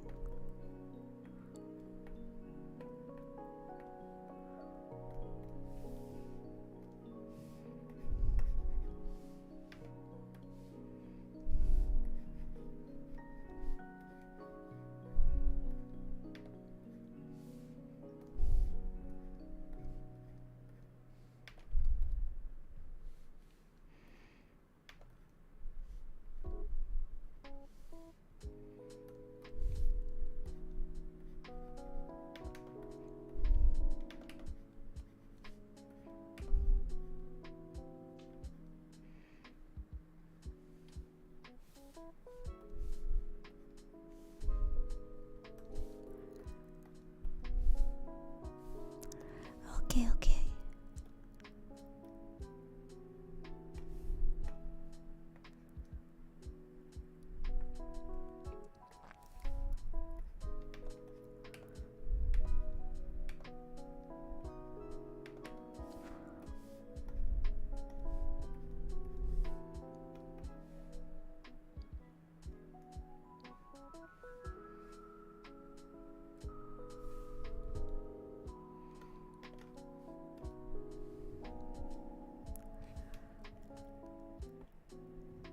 Okay.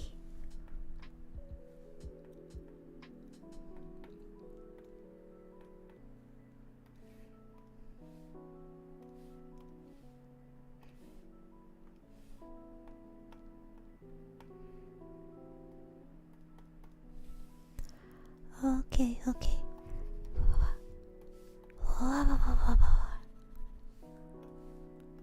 Multiply. Yeah, these bitches just be darker. Okay.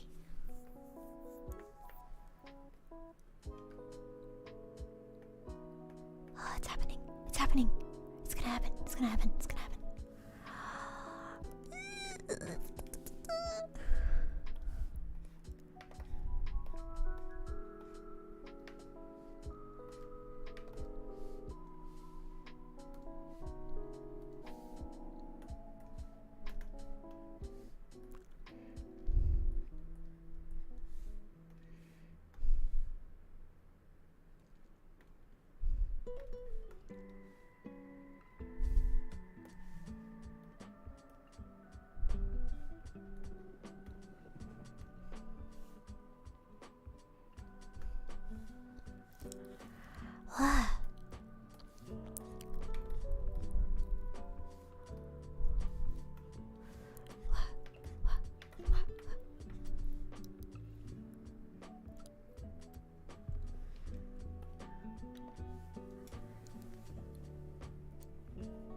Oh my god. Oh my god. Oh my god.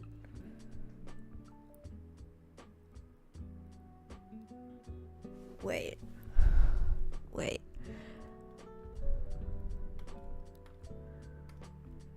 I need to do something real quick. I need to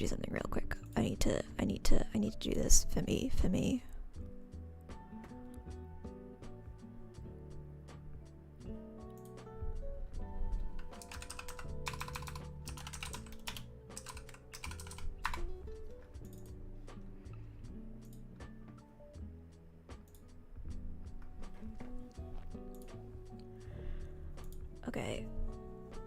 Okay.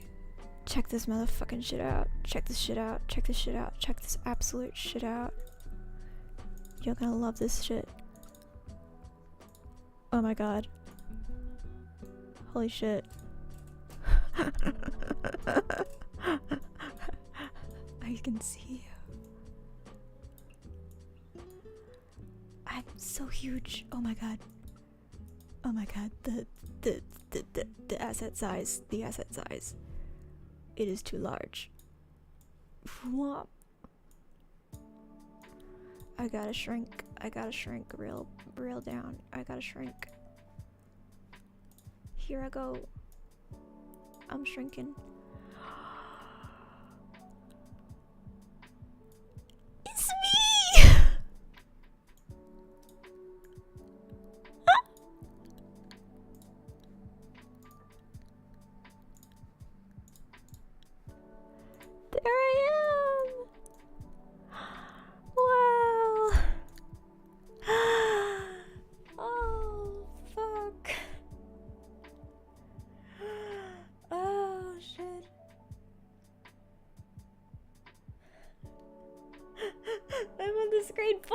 times. This is the most me you're ever gonna see.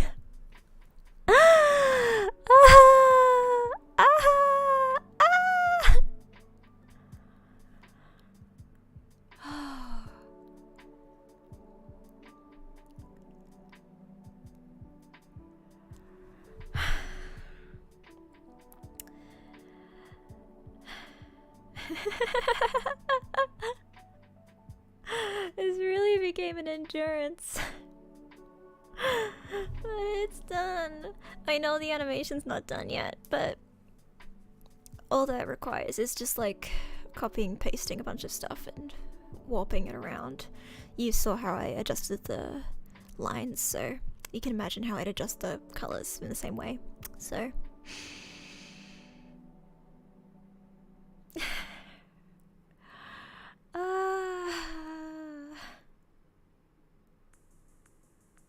it's me.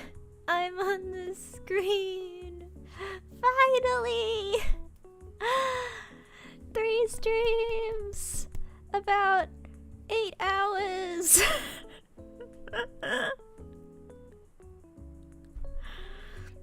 It's done. This is good enough. It's good enough.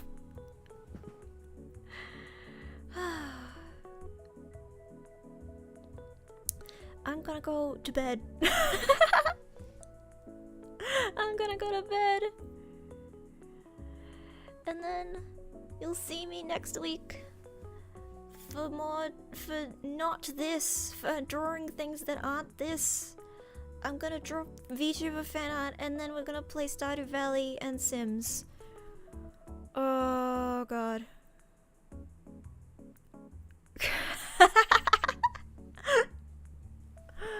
Oh.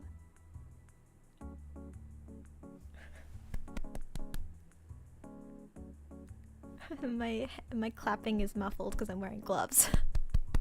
Wearing drawing gloves.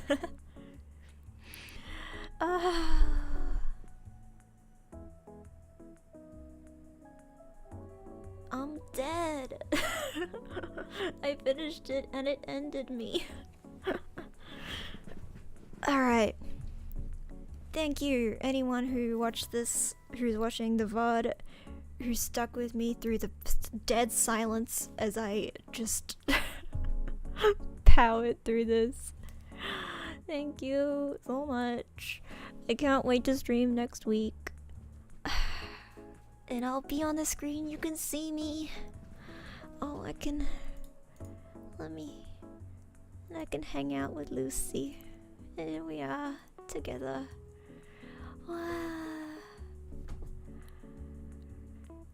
I'm done. I'm out. Thank you so much for coming. Thank you for watching. Thank you for supporting me. Bye. Bye bye.